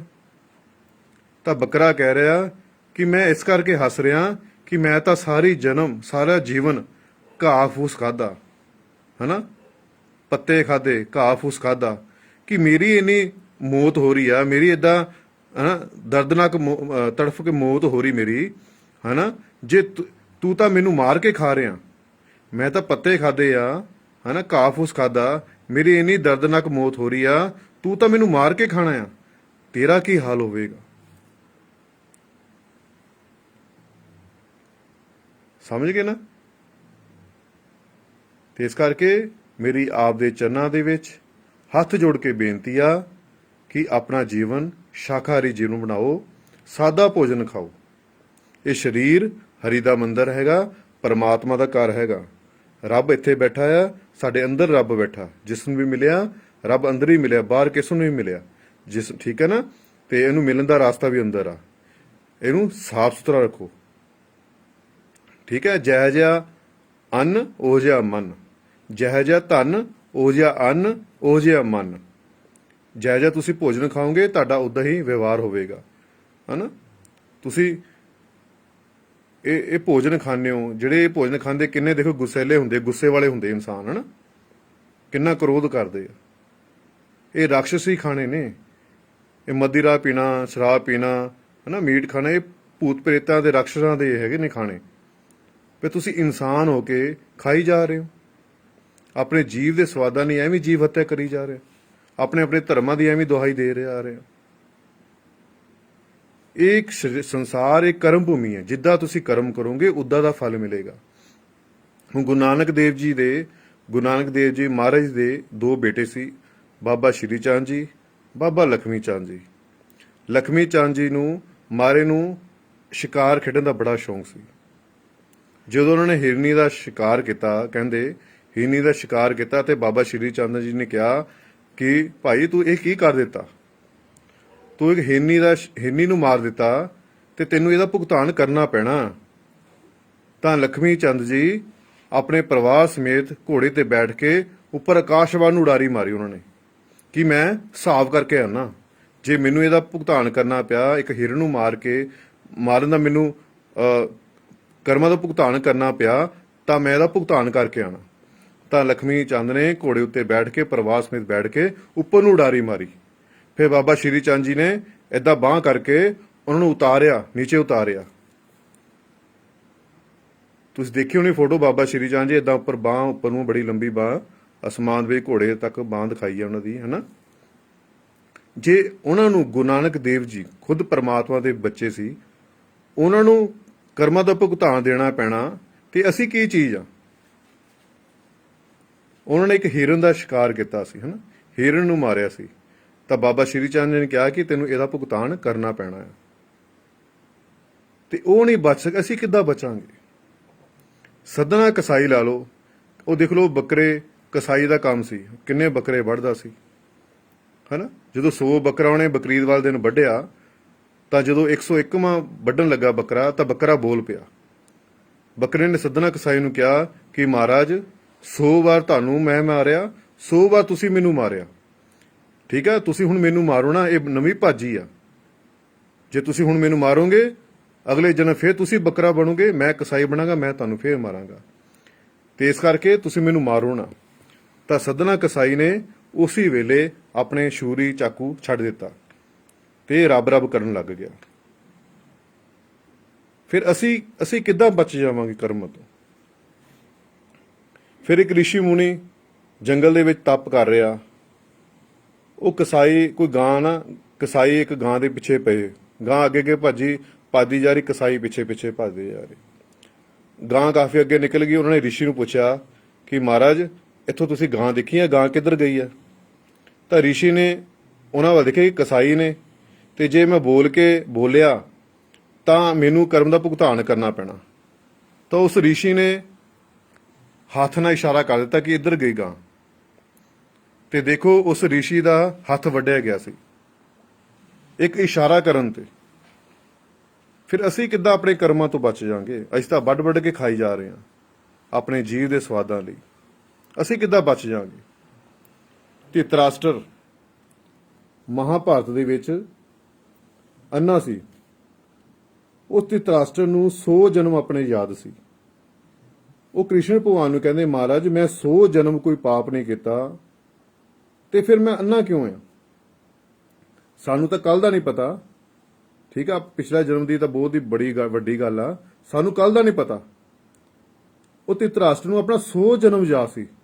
ਜਿਸ ਇਨਸਾਨ ਨੂੰ ਆਪਣਾ 100 ਜਨਮ ਯਾਦ ਆ, ਉਸ ਬੰਦੇ ਦੀ ਭਗਤੀ ਕਿੰਨੀ ਹੋਣੀ ਹੈ, ਉਸ ਇਨਸਾਨ ਦੇ ਭਗਤੀ 'ਚ ਕਿੰਨੀ ਸ਼ਕਤੀ ਹੋਣੀ ਹੈ, ਜਿਸ ਨੂੰ ਆਪਣਾ 100 ਜਨਮ ਯਾਦ ਆ। ਫਿਰ ਕ੍ਰਿਸ਼ਨ ਭਗਵਾਨ ਨੇ ਉਹਨੂੰ ਕਿਹਾ ਕਿ ਚੱਲ ਹੋਰ ਪਿੱਛੇ ਦੇਖ। ਤਾਂ 106ਵੇਂ ਜਨਮ ਦੇ ਵਿੱਚ ਉਹ ਬਚਪਨ ਦੇ ਵਿੱਚ ਧ੍ਰਿਤਰਾਸ਼ਟਰ ਨੇ ਆਪਣੇ ਬਚਪਨ ਦੇ ਵਿੱਚ ਕੀੜਿਆਂ ਦੇ ਅੱਖਾਂ ਦੇ ਵਿੱਚ ਡੱਕੇ ਮਾਰਦਾ ਹੁੰਦਾ ਸੀ, ਜਿਸ ਕਾਰਨ ਉਹਨੂੰ ਅੰਨਾ ਹੋਣਾ ਪਿਆ, ਤੇ ਉਹ ਨਹੀਂ ਬਚ ਸਕਿਆ। ਜਿਸ ਨੂੰ 100 ਜਨਮ ਯਾਦ ਸੀ, ਤਾਂ ਅਸੀਂ ਕਿਸ ਖੇਤ ਦੀ ਮੂਲੀਆਂ ਕਿ ਅਸੀਂ ਬਚ ਜਾਵਾਂਗੇ। ਸਾਡਾ ਤਾਂ ਇੰਨਾ ਤਪ ਵੀ ਹੈ ਨਹੀਂ, ਇੰਨੀ ਭਗਤੀ ਵੀ ਹੈ ਨਹੀਂ, ਸਾਨੂੰ ਕੱਲ ਦਾ ਨਹੀਂ ਪਤਾ। ਉਸ ਨੂੰ ਆਪਣਾ 100 ਜਨਮ ਯਾਦ ਸੀ, ਉਹ ਨਹੀਂ ਇਸ ਕਰਮ ਤੋਂ ਬਚ ਸਕਿਆ। ਅਸੀਂ ਕਿੱਦਾਂ ਕਰਮਾਂ ਤੋਂ ਬਚਾਂਗੇ। ਇਹ ਸੰਸਾਰ ਇੱਕ ਕਰਮ ਭੂਮੀ ਆ। ਜਿਸ ਤਰ੍ਹਾਂ ਤੁਸੀਂ ਕਰਮ ਕਰੋਗੇ, ਉਹ ਜਿਹਾ ਤੁਹਾਨੂੰ ਫਲ ਮਿਲੇਗਾ। ਮੇਰੀ ਆਪਦੇ ਹੱਥ ਜੋੜ ਕੇ ਹੀ ਬੇਨਤੀ ਆ ਕਿ ਤੁਸੀਂ ਰੋਜ਼ ਭਜਨ ਸਿਮਰਨ ਦਾ ਅਭਿਆਸ ਕਰੋ, ਹੈਨਾ। ਘੱਟੋ ਘੱਟ 24 ਘੰਟੇ, 2.5 ਘੰਟੇ ਬਣਦਾ ਆਪਣਾ ਰੋਜ਼ ਦਾ, ਘੱਟੋ ਘੱਟ 2.5 ਘੰਟੇ ਤੁਹਾਡਾ ਅਭਿਆਸ ਹੋਣਾ ਚਾਹੀਦਾ। ਫਿਰ ਆਪਣੇ ਸੰਸਾਰ ਦੇ ਕੰਮ ਧੰਦੇ ਕਰਿਆ ਕਰੋ। ਉਹ ਜਦੋਂ ਵੀ ਸਮਾਂ ਮਿਲਦਾ ਪ੍ਰਭੂ ਦੀ ਯਾਦ ਵਿੱਚ ਬਹਿ ਜਾ ਕਰੋ। ਇਹ ਤੁਹਾਡੀ ਆਪਣੀ ਕਮਾਈ ਆ, ਜਿਹੜੀ ਤੁਹਾਡੇ ਕੋਲ ਦੁਨੀਆ ਦੀ ਕੋਈ ਵੀ ਤਾਕਤ ਖੋ ਨਹੀਂ ਸਕਦੀ। ਨਾਮ ਸਿਮਰਨ ਦੀ ਕਮਾਈ ਤੁਹਾਡੀ ਆਪਣੀ ਕਮਾਈ ਆ, ਠੀਕ ਹੈ। ਬੰਦਾ ਉਹ ਜੋ ਬੰਦਗੀ ਕਰੇ। ਇਹ ਸਰੀਰ ਸਾਨੂੰ ਭਗਤੀ ਕਰਨ ਵਾਸਤੇ ਮਿਲਿਆ, ਇਹ ਮਨੁੱਖੀ ਜਨਮ ਸਾਨੂੰ ਭਗਤੀ ਕਰਨ ਵਾਸਤੇ ਮਿਲਿਆ। ਫਿਰ ਭੀਸ਼ਮ ਪਿਤਾ ਤੀਰਾਂ ਦੀ ਸੇਜ ਤੇ ਪਿਆ ਹੋਇਆ ਸੀ। ਉਹਦੇ ਪੂਰੇ ਸਰੀਰ ਤੀਰ ਲੱਗੇ ਹੋਏ। ਉਹਨੇ ਕ੍ਰਿਸ਼ਨ ਭਗਵਾਨ ਨੂੰ ਪੁੱਛਿਆ, ਮਹਾਰਾਜ ਮੈਨੂੰ ਇਹਨੇ ਸਰੀਰ ਵਿੱਚ ਤੀਰ ਕਿਉਂ ਲੱਗੇ ਆ, ਮੈਂ ਹਜੇ ਕਿਹੜੇ ਕਰਮ ਕੀਤੇ ਆ। ਤਾਂ ਮਹਾਰਾਜ ਨੇ ਕਿਹਾ ਕਿ ਤੂੰ ਪਿਛਲੇ 30 ਜਨਮ ਪਿੱਛੇ ਚਲੇ ਜਾ। ਕਹਿੰਦੇ ਤੂੰ ਉਦੋਂ ਰੱਥ ਤੇ ਜਾ ਰਿਹਾ ਸੀ, ਤੇਰੇ ਰੱਥ ਅੱਗੇ ਇੱਕ ਸੱਪ ਆ ਗਿਆ, ਤੂੰ ਆਪਣੇ ਤੀਰ ਦੇ ਨਾਲ ਉਹ ਸੱਪ ਚੱਕ ਕੇ ਸਿੱਟਿਆ ਸੀ ਬੜੀ ਦੂਰ, ਤਾਂ ਸੱਪ ਗਿਰਿਆ ਕੰਢੇ ਉੱਤੇ ਜਾ ਕੇ। ਉਸ ਸੱਪ ਦੇ ਪੂਰੇ ਸਰੀਰ ਦੇ ਵਿੱਚ ਕੰਢੇ ਲੱਗ ਗਏ। ਤਾਂ ਉਸਨੇ ਸੱਪ ਨੇ ਉਦੋਂ ਸ਼ਰਾਪ ਦੇ ਦਿੱਤਾ ਸੀ। ਤਾਂ ਭੀਸ਼ਮ ਪਿਤਾ ਨੂੰ ਕੰਢੇ ਦੀ ਸੇਜ ਤੇ ਸੌਣਾ ਪਿਆ। ਤੇ ਅਸੀਂ ਕਿੱਦਾਂ ਬਚ ਜਾਵਾਂਗੇ। ਅਸੀਂ ਤਾਂ ਰੋਜ਼ ਵੱਢੀ ਜਾ ਰਹੇ ਹਾਂ, ਖਾਈ ਜਾ ਰਹੇ ਹਾਂ। ਅਸੀਂ ਕਿੱਦਾਂ ਬਚ ਜਾਵਾਂਗੇ। ਐਡੇ ਵੱਡੇ ਮਹਾਪੁਰਸ਼ ਨਹੀਂ ਬਚ ਸਕੇ। ਫਿਰ ਰਾਮ ਜੀ ਮਹਾਰਾਜ ਨੇ ਜਦੋਂ ਰਾਮ ਜੀ ਬਨਵਾਸ ਮਿਲਿਆ ਸੀ, ਹਨਾ, ਮਈਆ ਨੇ ਸੀਤਾ ਨੂੰ ਲੱਭਦੇ ਜੰਗਲ ਵਿੱਚ ਗਏ ਸੀ, ਤਾਂ ਉਹਨਾਂ ਦਾ ਬਾਲੀ ਨਾਲ ਯੁੱਧ ਹੋਣਾ ਸੀ। ਬਾਲੀ ਨੂੰ ਇਹੋ ਜਿਹਾ ਵਰ ਸੀ ਕਿ ਜਿਹੜਾ ਉਹਦੇ ਸਾਹਮਣੇ ਆਂਦਾ ਉਹਦੀ ਅੱਧੀ ਸ਼ਕਤੀ ਉਹਨੂੰ ਮਿਲ ਜਾਂਦੀ ਸੀ। ਤਾਂ ਰਾਮ ਜੀ ਨੇ ਲੁਕ ਕੇ ਬਾਲੀ ਨੂੰ ਤੀਰ ਮਾਰਿਆ ਸੀ। ਜਦੋਂ ਰਾਮ ਜੀ ਨੇ, ਪ੍ਰਭੂ ਰਾਮ ਨੇ, ਭਗਵਾਨ ਰਾਮ ਨੇ ਜਦੋਂ ਬਾਲੀ ਨੂੰ ਤੀਰ ਮਾਰਿਆ ਲੁਕ ਕੇ, ਤਾਂ ਬਾਲੀ ਨੇ ਕਿਹਾ ਕਿ ਮਹਾਰਾਜ ਮੇਰਾ ਕਸੂਰ ਕੀ ਸੀ, ਤੁਸੀਂ ਮੈਨੂੰ ਲੁਕ ਕੇ ਤੀਰ ਮਾਰਿਆ, ਮੇਰਾ ਕੀ ਕਸੂਰ ਸੀ। ਤੇ ਰਾਮ ਜੀ ਨੇ, ਪ੍ਰਭੂ ਰਾਮ ਨੇ, ਭਗਵਾਨ ਰਾਮ ਜੀ ਨੇ ਕਿਹਾ ਕਿ हे ਬਾਲੀ, ਇਹ ਤੇਰਾ ਮੇਰਾ ਕਰਮ ਬਣ ਗਿਆ, ਹੁਣ ਇਸ ਕਰਮ ਦਾ ਭੁਗਤਾਨ ਆਪਾਂ ਅਗਲੇ ਜਨਮ 'ਚ ਕਰਾਂਗੇ। ਤਾਂ ਰਾਮ ਜੀ ਅਗਲੇ ਜਨਮ ਦੇ ਵਿੱਚ ਕ੍ਰਿਸ਼ਨ ਭਗਵਾਨ ਬਣ ਕੇ ਆਏ, ਤਾਂ ਉਹ ਬਾਲੀ ਅਗਲੇ ਜਨਮ ਦੇ ਵਿੱਚ ਭੀਲ ਬਣ ਕੇ ਆਇਆ। ਜਦੋਂ ਮਹਾਭਾਰਤ ਦਾ ਯੁੱਧ ਖਤਮ ਹੋ ਗਿਆ, ਕ੍ਰਿਸ਼ਨ ਮਹਾਰਾਜ ਦੀ ਲੀਲਾ ਖਤਮ ਹੋ ਗਈ, ਉਹਨਾਂ ਦਾ ਕਾਰਜ ਜਿਸ ਕੰਮ ਵਾਸਤੇ ਉਹ ਆਏ ਸੀ ਉਹਨਾਂ ਦਾ ਕਾਰਜ ਖਤਮ ਹੋ ਗਿਆ, ਤਾਂ ਉਸ ਭੀਲ ਨੇ, ਉਸ ਬਾਲੀ ਨੇ ਦੇਖਿਆ ਕਿ ਕੋਈ ਹਿਰਨ ਦੀ ਅੱਖ ਚਮਕਦੀ ਪਈ ਆ। ਕ੍ਰਿਸ਼ਨ ਭਗਵਾਨ ਦੇ ਪੈਰ ਦੇ ਵਿੱਚ ਪਦਮ ਦਾ ਨਿਸ਼ਾਨ ਸੀ, ਪਦਮ ਅੱਖ ਦਾ ਨਿਸ਼ਾਨ ਸੀ ਕਹਿੰਦੇ। ਉਹ ਅੱਖ ਹਿਰਨ ਦੀ ਅੱਖ ਵਾਂਗੂ ਚਮਕਦੀ ਪਈ ਸੀ। ਤਾਂ ਉਸ ਭੀਲ ਨੇ, ਉਸ ਬਾਲੀ ਨੇ ਲੁਕ ਕੇ ਤੀਰ ਕ੍ਰਿਸ਼ਨ ਭਗਵਾਨ ਨੂੰ ਮਾਰਿਆ। ਉਹਨੇ ਸਮਝਿਆ ਕਿ ਹਿਰਨ ਬੈਠਾ ਕੋਈ, ਪਰ ਉਹ ਤੀਰ ਕ੍ਰਿਸ਼ਨ ਭਗਵਾਨ ਦੇ ਪੈਰ ਵਿੱਚ ਲੱਗਿਆ। ਤਾਂ ਜਦੋਂ ਉਹ ਭੀਲ ਬਾਲੀ ਆਪਣਾ ਸ਼ਿਕਾਰ ਚੱਕਣ ਚਲਾ ਤਾਂ ਦੇਖਿਆ ਕਿ ਇਹ ਤਾਂ ਪ੍ਰਭੂ ਦੇ ਚਰਨਾਂ ਵਿੱਚ ਤੀਰ ਲੱਗ ਗਿਆ ਮੇਰਾ। ਤਾਂ ਉਹ ਭੀਲ ਬਾਲੀ ਮਾਫੀਆ ਮੰਗਣ ਲੱਗ ਗਿਆ ਕਿ ਪ੍ਰਭੂ ਮੈਨੂੰ ਮਾਫ ਕਰ ਦਿਓ, ਮੈਂ ਤਾਂ ਹਿਰਨ ਦੇਖ ਕੇ ਤੁਹਾਡੇ ਤੀਰ ਮਾਰ ਦਿੱਤਾ ਕਿ ਹਿਰਨ ਦੀ ਅੱਖ ਚਮਕਦੀ ਆ। ਤਾਂ ਉਸ ਵੇਲੇ ਕ੍ਰਿਸ਼ਨ ਭਗਵਾਨ ਨੇ ਕਿਹਾ ਕਿ हे ਭੀਲ, ਇਹ ਤੇਰਾ ਮੇਰਾ ਕਰਮ ਸੀ ਪਿਛਲੇ ਜਨਮ ਦਾ, ਠੀਕ ਆ। ਮੈਂ ਜਦੋਂ ਰਾਮ ਸੀ ਮੈਂ ਤੈਨੂੰ ਲੁੱਕ ਕੇ ਤੀਰ ਮਾਰਿਆ ਸੀ, ਅੱਜ ਤੂੰ ਮੈਨੂੰ ਲੁੱਕ ਕੇ ਤੀਰ ਮਾਰ ਗਿਆ, ਇਸ ਆਪਣਾ ਕਰਮ ਦਾ ਭੁਗਤਾਨ ਕੀਤਾ।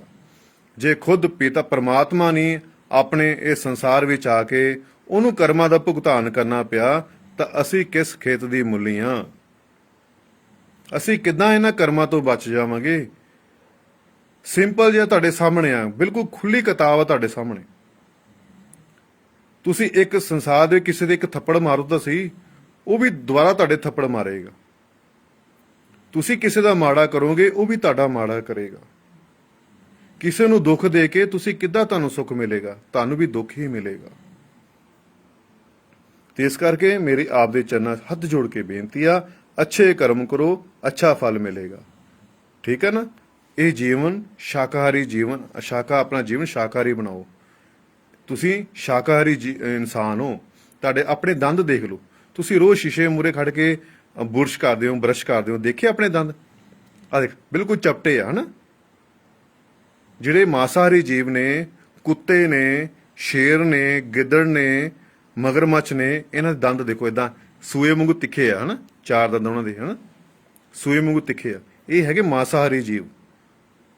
ਭੂਤਾਂ ਦੇ, ਰਾਖਸ਼ਾਂ ਦੇ ਦੰਦ ਦੇਖ ਲਓ, ਇਦਾਂ ਹੁੰਦੇ, ਹਨਾ, ਚਪਟੇ ਜਿਹੇ, ਤਿੱਖੇ ਤਿੱਖੇ ਜਿਹੇ।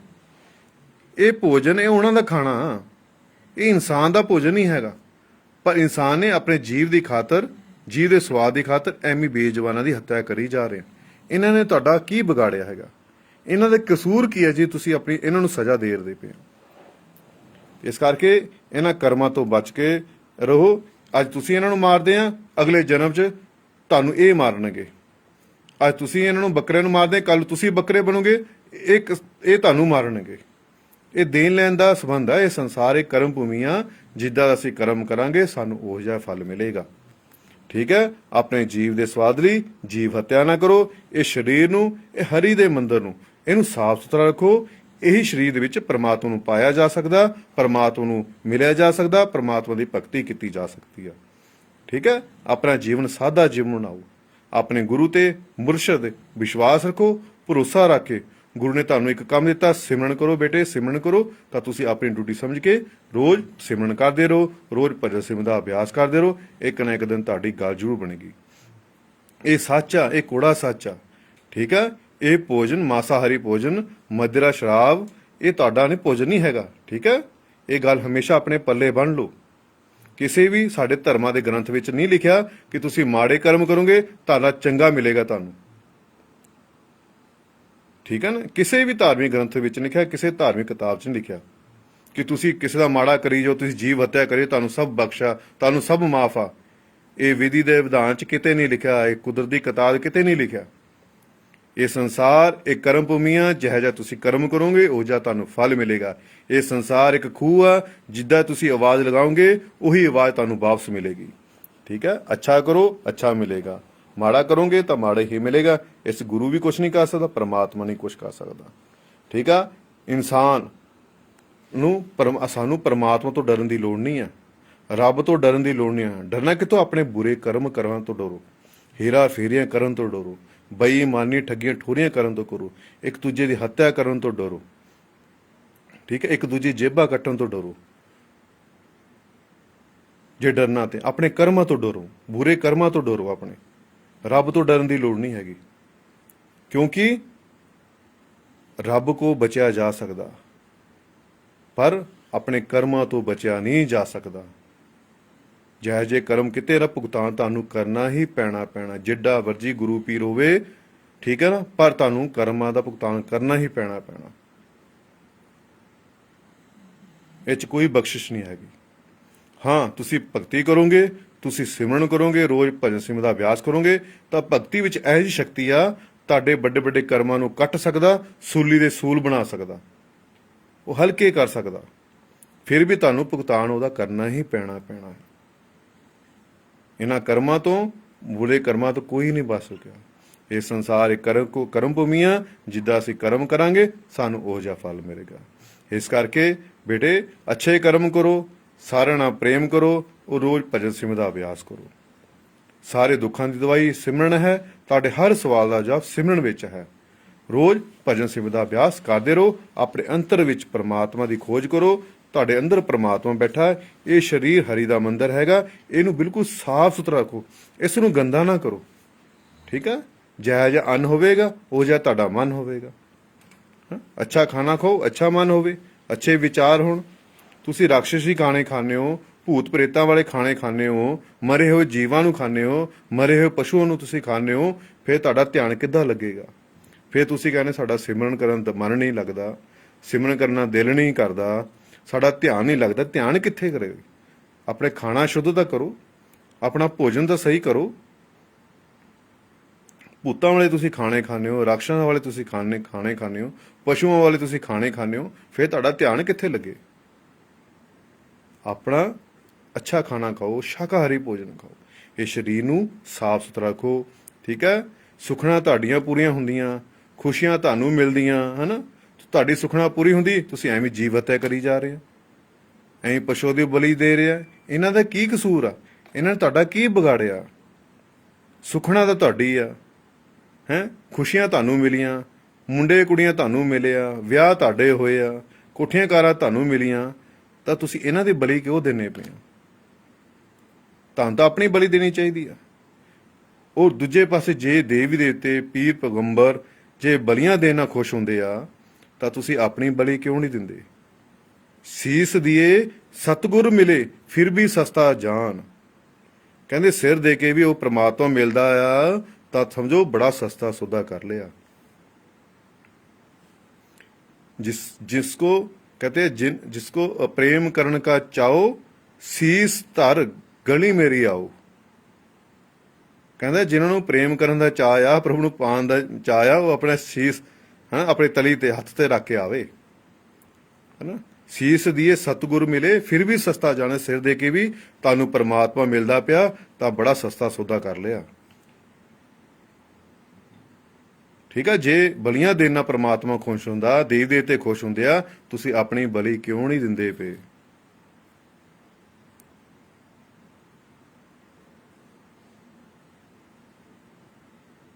ਇਹ ਇਨਸਾਨ ਆਪਣੇ ਆਪ ਨੂੰ ਜਾਣ, ਆਪਣੇ ਆਪ ਨੂੰ ਪਹਿਚਾਨ।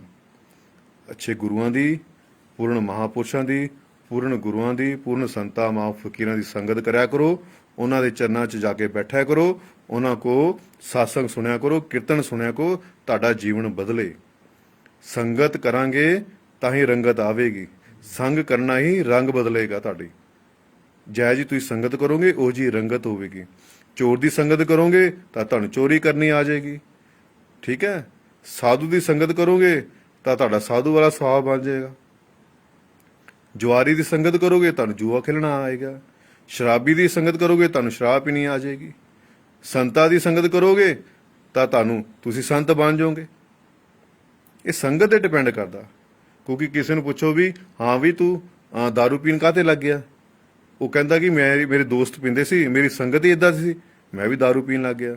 ਕਿਸੇ ਨੂੰ ਪੁੱਛੋ ਹਾਂ ਤੂੰ ਜੂਆ ਕਦੇ ਖੇਡਦਾ, ਉਹ ਕਹਿੰਦੇ ਯਾਰ ਮੇਰੇ ਦੋਸਤ ਵੀ ਮਿੱਤਰ ਬੇਲੇ ਟਾਈਮ ਖੇਲਦੇ ਆ, ਮੈਂ ਵੀ ਖੇਲਣਾ ਆ ਗਿਆ, ਹਨਾ। ਫਿਰ ਕੋਈ ਕਹਿੰਦਾ ਤੂੰ ਯਾਰ ਇੰਨਾ ਬਦਲ ਕਾਹਤੇ ਗਿਆ, ਤੂੰ ਇੰਨੀ ਭਗਤੀ ਕਰਦਾ ਪਿਆ, ਤੇਰੇ 'ਚ ਇੰਨਾ ਬਦਲਾਅ ਹੋ ਗਿਆ, ਜਾਂ ਤੂੰ ਕੀ ਕਰਦਾ? ਕਹਿੰਦੇ ਮੈਂ ਸੰਤਾ ਮਹਾਂਪੁਰਸ਼ ਸੰਗਤ ਕਰਦਾ, ਗੁਰੂ ਦੀ ਸੰਗਤ ਜਾਣਾ, ਗੁਰਦੁਆਰੇ ਜਾਣਾ ਆ, ਮੰਦਿਰ ਜਾਣਾ, ਉੱਥੇ ਕਥਾ ਸੁਣਦਾ ਆ, ਹਨਾ, ਕੀਰਤਨ ਸੁਣਨਾ, ਮੇਰਾ ਜੀਵਨ ਵੀ ਬਦਲਾਅ ਆ ਗਿਆ। ਸੋ ਜੈ ਜੀ ਤੁਸੀਂ ਸੰਗਤ ਕਰੋਗੇ ਉਹ ਜਿਹਾ ਹੀ ਰੰਗ ਤੁਹਾਡੇ ਤੇ ਚੜ੍ਹੇਗਾ।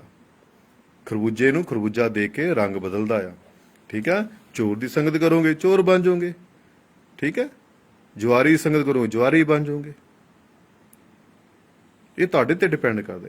ਇਸ ਕਰਕੇ ਸੰਤਾਂ ਮਹਾਂਪੁਰਸ਼ਾਂ ਦੀ ਸੰਗਤ ਕਰੋ, ਉਹਨਾਂ ਕੋ ਨਾਮ ਦੀ ਯੁਕਤੀ ਲੈ ਕੇ, ਨਾਮ ਸ਼ਬਦ ਲੈ ਕੇ ਉਹਦਾ ਅਭਿਆਸ ਕਰੋ, ਠੀਕ ਹੈ। ਤੁਸੀਂ ਚਲੀਸਾ ਪੜ੍ਹਦੇ ਹੋ, ਕੋਈ ਨਿਤਨੇਮ ਕਰਦੇ ਹੋ, ਅੱਛੀ ਗੱਲ ਆ। ਉਸ ਤੋਂ ਬਾਅਦ ਅੱਖਾਂ ਬੰਦ ਕਰਕੇ ਆਪਣੇ ਅੰਤਰ ਵੀ ਸਿਮਰਨ ਕਰਿਆ ਕਰੋ, ਇੱਥੇ ਧਿਆਨ ਲਗਾਉਣ ਦੀ ਕੋਸ਼ਿਸ਼ ਕਰਿਆ ਕਰੋ, ਠੀਕ ਹੈ। ਤੁਹਾਡੇ ਇੱਥੇ ਗੁਰੂ ਬੈਠਾ ਹੈ, ਇਹਨੂੰ ਪ੍ਰਗਟ ਕਰਨ ਦੀ ਕੋਸ਼ਿਸ਼ ਕਰੋ। ਇਸ ਗੁਫਾ ਅੰਦਰ ਜੋਤ ਰੱਖ ਕੇ ਪਵਨ ਵਾਜਾ ਵਜਾਇਆ, ਕਹਿੰਦੇ ਨੇ ਮਹਾਰਾਜ, ਕਹਿੰਦੇ ਨਾ ਇਸ ਗੁਫਾ ਅੰਦਰ ਜੋਤ ਰੱਖ ਕੇ ਪਵਨ ਵਾਜਾ ਵਜਾਇਆ, ਗੁਰਦੁਆਰੇ ਲਾਏ ਭਾਗਨੀ 10ਵਾਂ ਗੁਪਤ ਰਖਾਇਆ, ਕਹਿੰਦੇ ਨਾ। ਫਿਰ ਉਸ ਜੋਤ ਦੇ ਦਰਸ਼ਨ ਤੁਸੀਂ ਕਿਉਂ ਨਹੀਂ ਕਰਦੇ? ਇਸ ਗੁਫਾ ਅੰਦਰ ਜੋਤ ਰੱਖੀ ਹੈ ਉਸ ਪਰਮਾਤਮਾ ਨੇ, ਅਸੀਂ ਉਸ ਜੋਤ ਦੇ ਦਰਸ਼ਨ ਕਿਉਂ ਨਹੀਂ ਕਰਦੇ? ਉਸ ਤੱਕ ਪਹੁੰਚਦੇ ਕਾਤੇ ਨਹੀਂ ਹੈਗੇ? ਗੱਲਾਂ ਨਾਲ ਅਸੀਂ ਪਕੌੜੇ ਬਣਾਈ ਜਾ ਰਹੇ ਹਾਂ, ਵੱਡੀਆਂ ਵੱਡੀਆਂ ਗੱਲਾਂ ਕਰੀ ਜਾ ਰਹੇ ਹਾਂ। ਪ੍ਰੈਕਟੀਕਲ ਕਰੋ। ਇਹ ਪਰਮਾਤਮਾ ਦਾ ਜਿਹੜਾ ਸਫ਼ਰ ਆ, ਅਧਿਆਤਮਿਕ ਜਿਹੜਾ ਸਫ਼ਰ ਆ, ਇਹ ਬਹਿਸ ਕਰਨ ਦਾ ਵਿਸ਼ਾ ਨਹੀਂ ਹੈਗਾ, ਇਹ ਤਰਕ ਕਰਨ ਦਾ ਵਿਸ਼ਾ ਨਹੀਂ ਹੈਗਾ, ਇਹ ਪ੍ਰੈਕਟੀਕਲ ਕਰਨ ਦਾ ਵਿਸ਼ਾ ਹੈ। ਪ੍ਰੈਕਟੀਕਲ ਕਰੋ, ਆਪਣਾ ਅਨੁਭਵ ਕਰੋ। ਬਾਹਰ ਦਾ ਗਿਆਨ ਤੁਹਾਡੇ ਸਵਾਲ ਪੈਦਾ ਕਰੇਗਾ, ਅੰਦਰ ਦਾ ਤੁਹਾਡਾ ਗਿਆਨ ਅਨੁਭਵ ਜਿਹੜਾ ਉਹ ਤੁਹਾਡੇ ਸਵਾਲ ਖਤਮ ਕਰੇਗਾ। 5 ਸ਼ਬਦ ਧੁਨਕਾਰ ਵਾਜੇ, ਅਨੰਦ ਵਾਜੇ, ਆਪਣੇ ਅੰਦਰ ਅਨੰਦ ਵਾਜੇ ਵੱਜਦੇ ਪਏ ਆ। ਤੁਸੀਂ ਸੁਣਨ ਦੀ ਕੋਸ਼ਿਸ਼ ਤਾਂ ਕਰੋ, ਉਹਨਾਂ ਦਾ ਮਤਲਬ ਕੀ ਆ। ਅੰਦਰ ਦੇਵ ਦੇਵਤੇ, ਸਰੀਰ ਵਿੱਚ ਇੰਨੇ ਦੇਵ ਦੇਵਤੇ ਹਨਾ ਵਿਰਾਜਮਾਨ ਨੇ, ਉਹਨੂੰ ਦੇਖਣ ਦੀ ਕੋਸ਼ਿਸ਼ ਕਰੋ, ਉਹਨੂੰ ਮਿਲਣ ਦੀ ਕੋਸ਼ਿਸ਼ ਤਾਂ ਕਰੋ। ਆਪਾਂ ਗੱਲਾਂ ਨੇ ਸਭ ਕੁਝ ਕਰੀ ਜਾ ਰਹੇ ਹਾਂ। ਤੁਸੀਂ ਪ੍ਰੈਕਟੀਕਲ ਕਰੋਗੇ, ਰੋਜ਼ ਸਿਮਰਨ ਕਰੋਗੇ, ਅਭਿਆਸ ਕਰੋਗੇ, ਆਪਣੇ ਅੰਦਰ ਆਓਗੇ, ਇੱਥੇ ਪਹੁੰਚੋਗੇ, ਤੁਹਾਡੇ ਸਵਾਲ ਸਾਰੇ ਖਤਮ ਹੋ ਜਾਣਗੇ, ਤੁਹਾਨੂੰ ਸੱਚ ਦੀ ਪਹਿਚਾਣ ਹੋਵੇਗੀ।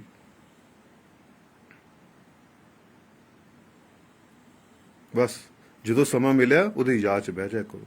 ਇਹ ਜੀਵਨ ਬਾਰ-ਬਾਰ ਨਹੀਂ ਮਿਲਦਾ, ਠੀਕ ਹੈ। ਅਗਰ ਤੁਸੀਂ ਭਗਤੀ ਨਹੀਂ ਕੀਤੀ, ਬੰਦਗੀ ਨਹੀਂ ਕੀਤੀ, ਸਿਮਰਨ ਨਹੀਂ ਕੀਤਾ, ਤਾਂ ਫਿਰ ਤੁਹਾਨੂੰ 84 ਲੱਖ ਜੂਨੀਆਂ ਵਿੱਚ ਜਾਣਾ ਪੈਣਾ। ਕੁੱਤੇ, ਬਿੱਲੇ, ਕੀੜੇ, ਮਕੌੜੇ, ਪੇੜ ਪੌਦੇ ਤੁਹਾਨੂੰ ਬਣਨਾ ਪੈਣਾ। ਅਗਰ 84 ਲੱਖ ਜੂਨੀਆਂ ਤੋਂ ਬਚਣਾ ਚਾਹੁੰਦੇ ਹੋ ਤਾਂ ਤੁਸੀਂ ਭਗਤੀ ਕਰਨਾ ਸ਼ੁਰੂ ਕਰ ਦਿਓ, ਰੋਜ਼ ਸਿਮਰਨ ਕਰਨਾ ਸ਼ੁਰੂ ਕਰ ਦਿਓ। ਅੰਮ੍ਰਿਤ ਵੇਲੇ ਸੰਭਾਲ ਕਰੋ, ਠੀਕ ਹੈ। ਅੰਮ੍ਰਿਤ ਵੇਲੇ ਉੱਠ ਕੇ ਆਪਣਾ ਸਿਮਰਨ ਦਾ ਅਭਿਆਸ ਕਰੋ, ਅੰਤਰ ਪਰਮਾਤਮਾ ਦੀ ਖੋਜ ਕਰੋ। ਉਸ ਤੋਂ ਬਾਅਦ ਆਪਣੇ ਸੰਸਾਰ ਦੇ ਕੰਮ ਧੰਦੇ ਕਰਿਆ ਕਰੋ। ਜਦੋਂ ਵੀ ਦਿਨ ਵਿੱਚ ਸਮੇਂ ਮਿਲੇ ਉਹਦੀ ਯਾਦ 'ਚ ਬਹਿ ਜਾਇਆ ਕਰੋ। ਕੋਸ਼ਿਸ਼ ਕਰਿਆ ਕਰੋ ਰਾਤ ਨੂੰ ਸੌਣ ਤੋਂ ਪਹਿਲਾਂ ਵੀ ਬੈਠਣ ਦੀ ਕੋਸ਼ਿਸ਼ ਕਰਿਆ ਕਰੋ ਕਿ ਰਾਤ ਨੂੰ ਸੌਣ ਤੋਂ ਪਹਿਲਾਂ ਤੁਸੀਂ ਬੈਠੋਗੇ, ਸਿਮਰਨ ਕਰੋਗੇ, ਤਾਂ ਤੁਸੀਂ ਦੇਖੋਗੇ ਸੁੱਤੇ ਪਏ ਹੋਏ ਵੀ ਤੁਹਾਡਾ ਸਿਮਰਨ ਚੱਲੇਗਾ। ਸਵੇਰੇ ਉੱਠੋਗੇ ਤੁਹਾਨੂੰ ਇਹ ਮਹਿਸੂਸ ਹੋਵੇਗਾ ਕਿ ਮੇਰਾ ਸਿਮਰਨ ਚੱਲ ਰਿਹਾ। ਅੱਛੇ ਸੁਪਨੇ ਆਉਣਗੇ, ਹਨਾ, ਵਧੀਆ ਸੁਪਨੇ ਆਉਣਗੇ। ਜੇ ਅਸੀਂ ਟੀਵੀ ਦੇਖ ਕੇ ਸੋਵਾਂਗੇ, ਹਨਾ, ਟੀਵੀ ਦੇਖ ਕੇ ਸੋਵਾਂਗੇ ਤਾਂ ਰਾਤ ਨੂੰ ਸਾਨੂੰ ਡਰਾਵਣੇ ਸੁਪਨੇ ਆਣੇ ਆ। ਤੇ ਸੌਣ ਤੋਂ ਪਹਿਲਾਂ ਸਿਮਰਨ ਕਰ ਲਿਆ ਕਰੋ, ਸਿਮਰਨ ਕਰਕੇ ਸੋਓਗੇ, ਅੱਛੇ ਸੁਪਨੇ ਆਉਣਗੇ, ਠੀਕ ਹੈ। ਉਹ ਆਪਣੇ ਆਪ ਨੂੰ ਬਦਲਣ ਦੀ ਕੋਸ਼ਿਸ਼ ਕਰੋ, ਠੀਕ ਹੈ। ਆਪਣੇ ਅੰਦਰ ਦੇ ਜਿਹੜੇ ਵਿਕਾਰ ਨੇ ਉਹਨਾਂ ਨੂੰ ਦੂਰ ਕਰਨ ਦੀ ਕੋਸ਼ਿਸ਼ ਕਰੋ। ਆਪਣੇ ਅੰਦਰ ਦੇ ਜਿਹੜੇ ਦੋਸ਼ ਆ ਉਹਨਾਂ ਨੂੰ ਖਤਮ ਕਰਨ ਦੀ ਕੋਸ਼ਿਸ਼ ਕਰੋ, ਠੀਕ ਹੈ। ਬਾਹਰ ਦੇ ਚੱਕਰਾਂ 'ਚ ਪੈਣ ਦੀ ਲੋੜ ਨਹੀਂ ਹੈ, ਵਹਿਮਾਂ ਭਰਮਾਂ 'ਚ ਪੈਣ ਦੀ ਲੋੜ ਨਹੀਂ ਹੈਗੀ, ਠੀਕ ਹੈ। ਅੰਧ ਵਿਸ਼ਵਾਸ 'ਚ ਪੈਣ ਦੀ ਲੋੜ ਨਹੀਂ ਹੈਗੀ। ਅੱਛੇ ਕਰਮ ਕਰੋ, ਸਾਰਿਆਂ ਨਾਲ ਪ੍ਰੇਮ ਕਰੋ, ਇੱਕ ਦੂਜੇ ਦੀ ਸਹਾਇਤਾ ਕਰੋ। ਔਰ ਜ਼ਰੂਰੀ ਜਿਹੜਾ ਕੰਮ ਆ ਸਿਮਰਨ, ਬੰਦਗੀ, ਇਹ ਜ਼ਰੂਰ ਕਰਨੀ, ਇਹ ਨਹੀਂ ਛੱਡਣੀ, ਠੀਕ ਹੈ। ਰੋਜ਼ ਸਿਮਰਨ ਕਰੋ, ਰੋਜ਼ ਬੰਦਗੀ। ਮੈਂ ਉਮੀਦ ਕਰਦਾ ਕਿ ਤੁਸੀਂ ਰੋਜ਼ ਸਿਮਰਨ ਕਰੋਗੇ, ਰੋਜ਼ ਬੰਦਗੀ ਕਰੋਗੇ ਔਰ ਆਪਣਾ ਸਰੀਰ ਨੂੰ ਸਾਫ਼ ਸੁਥਰਾ ਰੱਖੋਗੇ, ਠੀਕ ਹੈ। ਸ਼ਾਕਾਹਾਰੀ ਭੋਜਨ ਖਾਓ, ਅੱਛਾ ਭੋਜਨ ਖਾਓ। ਇਹ ਕਰਮ ਭੂਮੀ ਆ, ਜਿੱਦਾਂ ਤੁਸੀਂ ਕਰਮ ਕਰੋਗੇ ਇਹਦਾ ਭੁਗਤਾਨ ਤੁਹਾਨੂੰ ਕਰਨਾ ਹੀ ਪੈਣਾ। ਜਾਂ ਤੁਸੀਂ ਜੀਵ ਹੱਤਿਆ ਕਰੋਗੇ, ਕੱਲ ਤੁਸੀਂ ਪਸ਼ੂ ਬਣੋਗੇ, ਫਿਰ ਤੁਹਾਡੀ ਹੱਤਿਆ ਕਰਨਗੇ। ਇਹ ਜੈਸੇ ਨੂੰ ਤੈਸਾ ਆ। ਠੀਕ ਹੈ, ਜਿੰਨੀ ਮਰਜ਼ੀ ਭਗਤੀ ਕਰ ਲਓ, ਜਿੰਨੀ ਮਰਜ਼ੀ ਤੁਸੀਂ ਪਾਠ ਪੂਜਾ ਕਰ ਲਓ, ਪਰ ਤੁਸੀਂ ਇਹਨਾਂ ਕਰਮਾਂ ਤੋਂ ਨਹੀਂ ਬਚ ਸਕਦੇ। ਇਹਨਾਂ ਕਰਮਾਂ ਭੁਗਤਾਨ ਤੁਹਾਨੂੰ ਕਰਨਾ ਪੈਣਾ। ਕਿਸੇ ਵੀ ਸਾਡੇ ਧਰਮ ਦੀ ਗ੍ਰੰਥਾਂ ਵਿੱਚ, ਧਾਰਮਿਕ ਪੁਸਤਕਾਂ ਦੇ ਵਿੱਚ, ਕਿਤਾਬਾਂ ਦੇ ਵਿੱਚ ਕਿਤੇ ਨਹੀਂ ਲਿਖਿਆ ਤੁਸੀਂ ਜੀਵ ਹੱਤਿਆ ਕਰੋ ਤੁਹਾਨੂੰ ਮਾਫ ਆ। ਤੁਹਾਨੂੰ ਇਹਦਾ ਭੁਗਤਾਨ ਕਰਨਾ ਹੀ ਪੈਣਾ। ਇਹ ਤੋਂ ਅਸੀਂ ਬਚ ਨਹੀਂ ਸਕਦੇ। ਠੀਕ ਹੈ, ਇਸ ਲਈ ਹੱਥ ਜੋੜ ਕੇ ਬੇਨਤੀ ਹੈ, ਅੱਛਾ ਭੋਜਨ ਖਾਓ, ਸ਼ਾਕਾਹਾਰੀ ਜੀਵਨ ਬਣਾਓ ਆਪਣਾ। ਠੀਕ ਹੈ, ਰੋਜ਼ ਸਿਮਰਨ ਕਰਦੇ, ਰੋਜ਼ ਬੰਦਗੀ ਕਰਦੇ ਹੋ। ਠੀਕ ਹੈ, ਮੱਝਾਂ ਗਾਈਆਂ ਵੱਲ ਦੇਖਿਆ ਕਰੋ, ਪਸ਼ੂਆਂ ਵੱਲ ਦੇਖਿਆ ਕਰੋ। ਠੀਕ ਹੈ, ਬੱਕਰੀ ਵੱਲ ਦੇਖਿਆ ਕਰੋ ਕਿ ਇਹ ਨਹੀਂ ਮਾਸ ਖਾਂਦੇ ਪਏ, ਫਿਰ ਤੁਸੀਂ ਕਿਉਂ ਮਾਸ ਖਾਂਦੇ ਆ? ਤੁਹਾਡੇ ਦੰਦ ਵੀ ਇਦਾਂ ਦੇ ਆ, ਇਹਨਾਂ ਪਸ਼ੂਆਂ ਦੇ ਹਨਾ, ਬੱਕਰੀ ਦੇ, ਗਾਵਾਂ ਦੇ, ਮੱਝਾਂ ਦੇ ਦੰਦ ਇਦਾਂ ਦੇ ਆ ਹਨਾ। ਜੇ ਇਹ ਨਹੀਂ ਮਾਸਾਹਾਰੀ ਭੋਜਨ ਖਾਂਦੇ, ਇਹ ਸ਼ਾਕਾਹਾਰੀ ਜੀਵ ਨੇ, ਫਿਰ ਤੁਸੀਂ ਕਿਉਂ ਖਾਂਦੇ ਪਏ? ਪਸ਼ੂਆਂ ਤੋਂ ਸਿੱਖਿਆ ਲੈ ਲਓ, ਕੋਈ ਪਸ਼ੂਆਂ ਤੋਂ ਸਿੱਖ ਲਓ ਕਿ ਤੁਸੀਂ ਪਸ਼ੂਆਂ ਤੋਂ ਵੀ ਗਿਰੇ ਹੋਏ ਆ। ਤੁਸੀਂ ਪਸ਼ੂਆਂ ਤੋਂ ਵੀ ਨੀਚੇ ਗਿਰ ਚੁੱਕੇ ਆ, ਜੇ ਤੁਹਾਨੂੰ ਹਜੇ ਵੀ ਸਮਝ ਨਹੀਂ ਆ ਰਹੀ। ਜਿਹੜੇ ਮਾਸਾਹਾਰੀ ਜੀਵ ਨੇ, ਮਾਸਾਹਾਰੀ ਜਿਹੜੇ ਨੇ ਹਨਾ, ਸ਼ੇਰ ਨੇ, ਗਿੱਦੜ ਨੇ, ਲੋਮੜੀ ਆ, ਮਗਰਮੱਛ ਆ ਹਨਾ, ਕੁੱਤੇ ਆ, ਇਹਨਾਂ ਦੇ ਦੰਦ ਤਿੱਖੇ ਤਿੱਖੇ ਹੁੰਦੇ ਆ। ਭੂਤ ਰਾਖਸ਼ਾਂ ਦੇ, ਜਿਹੜੇ ਰਾਖਸ਼ ਭੂਤ ਨੇ, ਉਹਨਾਂ ਦੇ ਦੰਦ ਤਿੱਖੇ ਤਿੱਖੇ ਹੁੰਦੇ ਆ। ਇਹ ਭੋਜਨ ਉਹਨਾਂ ਦਾ ਆ। ਸਭ ਕੁਝ ਤੁਸੀਂ ਅੱਖਾਂ ਨਾਲ ਦੇਖਦੇ ਹੋਏ ਵੀ ਫਿਰ ਵੀ ਮੂਰਖ ਤੇ ਮੂਰਖ ਬਣੀ ਜਾ ਰਹੇ।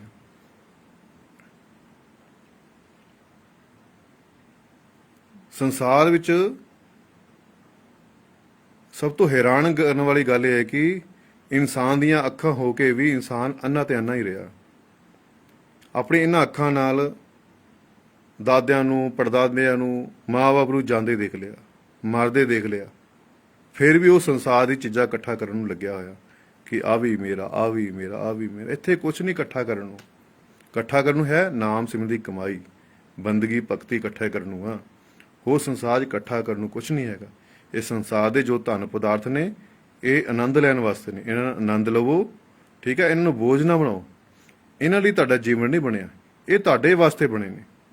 ਤੁਸੀਂ ਇਹਨਾਂ ਚੀਜ਼ਾਂ ਦਾ ਆਨੰਦ ਲਓ, ਸੰਸਾਰ ਦੇ ਪਦਾਰਥਾਂ ਦਾ। ਉਹ ਰੋਜ਼ ਭਜਨ ਸਿਮਰਨ ਦਾ ਅਭਿਆਸ ਕਰੋ। ਉਹ ਚੀਜ਼ ਇਕੱਠੀ ਕਰੋ ਜਿਹੜੀ ਤੁਹਾਡੇ ਨਾਲ ਜਾਣੀ ਹੈ। ਜਿਹੜਾ ਇੱਥੇ ਹੀ ਛੱਡ ਕੇ ਜਾਣਾ, ਉਹਦੇ ਪਿੱਛੇ ਕਿਉਂ ਸਮੇਂ ਖਰਾਬ ਕਰਦੇ ਪਏ? ਦਾਸ ਦੇ ਕੁਛ ਬੋਲਣ ਵਿੱਚ ਗਲਤੀ ਹੋ ਗਈ ਹੋਵੇ, ਦਾਸ ਨੂੰ ਆਪਣੀ ਚਰਨਾਂ ਦੀ ਧੂੜ ਸਮਝ ਕੇ ਮਾਫ ਕਰਨਾ। ਜੇ ਵਿਚਾਰ ਅੱਛੇ ਲੱਗੇ ਹੋਣ ਤਾਂ ਆਪਣੇ ਜੀਵਨ ਦੀ ਢਾਲਣ ਦੀ ਕੋਸ਼ਿਸ਼ ਕਰਨੀ, ਉੱਦਾਂ ਆਪਣਾ ਜੀਵਨ ਬਣਾਉਣਾ ਆ। ਠੀਕ ਹੈ ਨਾ, ਜੋ ਸੱਚ ਆ ਤੁਹਾਡੇ ਸਾਹਮਣੇ ਆ, ਤੁਸੀਂ ਪ੍ਰੈਕਟੀਕਲ ਕਰਕੇ ਦੇਖ ਲਿਓ। ਠੀਕ ਹੈ ਨਾ, ਸੁਖਣਾ ਸਾਡੀ ਆ, ਇੱਛਾਵਾਂ ਸਾਡੀਆਂ ਪੂਰੀਆਂ ਹੁੰਦੀਆਂ, ਮੁੰਡੇ ਕੁੜੀਆਂ ਪ੍ਰਮਾਤਮਾ ਸਾਨੂੰ ਦਿੰਦਾ ਆ ਹਨਾ। ਸੁਖਣਾ ਸਾਡੀਆਂ ਪੂਰੀਆਂ ਹੁੰਦੀਆਂ, ਅਸੀਂ ਐਵੇਂ ਹੀ ਜੀਵ ਹੱਤਿਆ ਕਰੀ ਜਾ ਰਹੇ ਹਾਂ। ਮਹੀਨਾ ਅਸੀਂ ਆਪਣਾ ਵਰਤ ਰੱਖ ਲੈਂਦੇ ਆ, ਬਾਅਦ ਵਿੱਚ ਜੀਵ ਹੱਤਿਆ ਕਰ ਦਿੰਦੇ ਆ।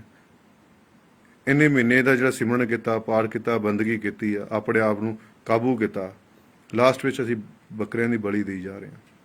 ਇਹਨਾਂ ਦਾ ਕੀ ਕਸੂਰ ਹੈ? ਇਹਨਾਂ ਸਾਡਾ ਕੀ ਵਿਗਾੜਿਆ ਬੇਜਵਾਨਾਂ ਨੇ? ਅਗਰ ਬਲੀਆਂ ਦੇਣਾ ਪਰਮਾਤਮਾ ਖੁਸ਼ ਦਿੰਦਾ, ਖੁਸ਼ ਹੁੰਦਾ ਤਾਂ ਆਪਣੇ ਆਪ ਦੀ ਬਲੀ ਦੇ ਦਿਓ। ਠੀਕ ਹੈ, ਸੁਖੀ ਰਹੋਗੇ। ਸੀਸ ਦੀਏ ਸਤਿਗੁਰੂ ਮਿਲੇ ਫਿਰ ਵੀ ਸਸਤਾ ਜਾਣ। ਮਾਲਕਾਂ ਨੇ ਬਿਲਕੁਲ ਖੁੱਲਾ ਸਮਝਾਇਆ, ਪਰ ਇਨਸਾਨ ਸਮਝਣ ਦੀ ਕੋਸ਼ਿਸ਼ ਨਹੀਂ ਕਰਦਾ। ਜਾਣ ਬੁਣ ਕੇ ਸਭ ਕੁਝ ਪਤਾ ਹੁੰਦੇ ਹੋਏ ਵੀ ਕਿ ਸਾਨੂੰ ਸੰਸਾਰ ਸਾਡਾ ਕੁਝ ਨਹੀਂ ਹੈਗਾ, ਸੰਸਾਰ ਅਸੀਂ ਖਾਲੀ ਹੱਥ ਜਾਣਾ ਆ, ਸੰਸਾਰ ਵਿੱਚ ਇਕੱਠਾ ਕਰਨ ਨੂੰ ਕੁਝ ਨਹੀਂ ਹੈ, ਫਿਰ ਵੀ ਇਨਸਾਨ ਇਕੱਠੇ ਕਰੀ ਜਾ ਰਿਹਾ। ਫਿਰ ਵੀ ਸੰਸਾਰ ਨੂੰ ਜਕੜ ਕੇ ਰੱਖਿਆ ਹੈ। ਤੇ ਮੇਰੀ ਆਪ ਦੇ ਇਹੀ ਚਰਨਾਂ 'ਚ ਬੇਨਤੀ ਆ ਕਿ ਆਪਣਾ ਜੀਵਨ ਸਾਦਾ ਜੀਵਨ ਬਣਾਓ, ਇੱਕ ਦੂਜੇ ਨਾਲ ਪ੍ਰੇਮ ਕਰੋ, ਇੱਕ ਦੂਜੇ ਦੀ ਸਹਾਇਤਾ ਕਰੋ, ਉਹ ਰੋਜ਼ ਬੰਦਗੀ ਕਰੋ। ਘੱਟੋ ਘੱਟ 24 ਘੰਟੇ, 2.5 ਘੰਟੇ ਬੰਦਾ, ਰੋਜ਼ 2.5 ਘੰਟੇ ਦਾ ਅਭਿਆਸ ਸਾਡਾ ਹੋਣਾ ਚਾਹੀਦਾ। ਇੱਕ ਸਿਟਿੰਗ ਪੱਕੀ ਤੁਹਾਡੀ ਹੋਣੀ ਚਾਹੀਦੀ ਆ। ਫਿਰ ਜਦੋਂ ਵੀ ਸਮਾਂ ਮਿਲਦਾ ਕੰਮ ਕਾਰ 'ਚੋਂ ਉਹਦੀ ਯਾਦ 'ਚ ਬੈਠ ਜਾਇਆ ਕਰੋ। ਠੀਕ ਹੈ, ਫਿਰ ਤੁਹਾਡੀ ਇੱਕ ਨਾ ਇੱਕ ਦਿਨ ਗੱਲ ਬਣੇਗੀ। ਗੁਰੂ ਦਾ ਕਹਿਣਾ ਮੰਨੋ ਹਨਾ, ਸੰਤਾਂ ਮਾਪ ਸੰਗਤ ਕਰਿਆ ਕਰੋ। ਜਦੋਂ ਤੁਹਾਡਾ ਸਿਮਰਨ ਨਹੀਂ ਬਣਦਾ, ਤੁਹਾਡਾ ਅੰਦਰ ਸਿਮਰਨ ਨਹੀਂ ਚੱਲਦਾ, ਸਿਮਰਨ 'ਚ ਰੁਕਾਵਟ ਆਉਂਦੀ ਆ, ਤਾਂ ਆਪਣੇ ਗੁਰੂ ਕੋਲ ਜਾ ਕੇ ਬੈਠ ਜਾਇਆ ਕਰੋ ਨਾ, ਗੁਰੂ ਦੀ ਸੰਗਤ ਕਰ ਲਿਆ ਕਰੋ। ਜੋ ਗੁਰੂ ਦੇ ਕੋਲ ਜਾ ਕੇ ਬੈਠੋਗੇ, ਸੰਗਤ ਕਰੋਗੇ, ਤੁਹਾਡਾ ਆਟੋਮੈਟਿਕ ਹੀ ਸਿਮਰਨ ਚੱਲਣ ਲੱਗ ਪੈਣਾ। ਠੀਕ ਹੈ, ਸਿਮਰਨ ਵਿੱਚ ਫਿਰ ਤੁਹਾਡੀ ਤਰੱਕੀ ਹੋਵੇਗੀ। ਰੋਜ਼ ਸਿਮਰਨ ਕਰਨਾ, ਘੱਟੋ ਘੱਟ 2.5 ਘੰਟੇ ਦਾ ਅਭਿਆਸ ਤੁਹਾਡਾ ਰੋਜ਼ ਦਾ ਹੋਣਾ ਚਾਹੀਦਾ। ਠੀਕ ਹੈ, ਫਿਰ ਤੁਹਾਡੇ ਸਾਰੇ ਸਵਾਲ ਖਤਮ ਹੋ ਜਾਣੇ। ਤੁਸੀਂ ਆਪ ਪ੍ਰੈਕਟੀਕਲ ਕਰੋਗੇ, ਅਨੁਭਵ ਕਰੋਗੇ, ਇੱਥੇ ਪਹੁੰਚੋਗੇ ਤਾਂ ਤੁਹਾਡੇ ਸਾਰੇ ਸਵਾਲ ਖਤਮ ਹੋ ਜਾਣੇ। ਠੀਕ ਹੈ, ਇਹ ਸ਼੍ਰੀ ਹਰੀ ਦਾ ਮੰਦਿਰ ਆ, ਇਸ ਨੂੰ ਸਾਫ਼ ਸੁਥਰਾ ਰੱਖਣ ਦੀ ਕੋਸ਼ਿਸ਼ ਕਰਨੀ ਆ, ਦਾਸ ਦੀ ਬੇਨਤੀ ਪ੍ਰਵਾਨ ਕਰਨੀ ਆ। ਕੋਈ ਗਲਤੀ ਹੋ ਗਈ ਹੋਵੇ, ਦਾਸ ਨੂੰ ਆਪਣਾ ਛੋਟਾ ਵੀਰ ਭਰਾ ਸਮਝ ਕੇ, ਆਪਣਾ ਬੱਚਾ ਸਮਝ ਕੇ, ਹਨਾ, ਆਪਣਾ ਬੇਟਾ ਸਮਝ ਕੇ ਦਾਸ ਨੂੰ ਮਾਫ ਕਰ ਦੇਣਾ। ਜੇ ਅੱਛੇ ਵਿਚਾਰ ਲੱਗੇ ਹੋਣ ਤਾਂ ਆਪਣੇ ਜੀਵਨ ਵਿੱਚ ਢਾਲਣ ਦੀ ਕੋਸ਼ਿਸ਼ ਕਰਨੀ, ਉਹਦਾ ਜੀਵਨ ਬਣਾਉਣਾ। ਮੈਂ ਉਮੀਦ ਕਰਦਾ ਕਿ ਤੁਸੀਂ ਰੋਜ਼ ਸਿਮਰਨ ਕਰੋਗੇ, ਰੋਜ਼ ਬੰਦਗੀ ਕਰੋਗੇ। ਜੈ ਲੱਖ ਦਾਤਾ ਪੀਰ ਦੀ, ਮੌਜ ਫਕੀਰ ਦੀ।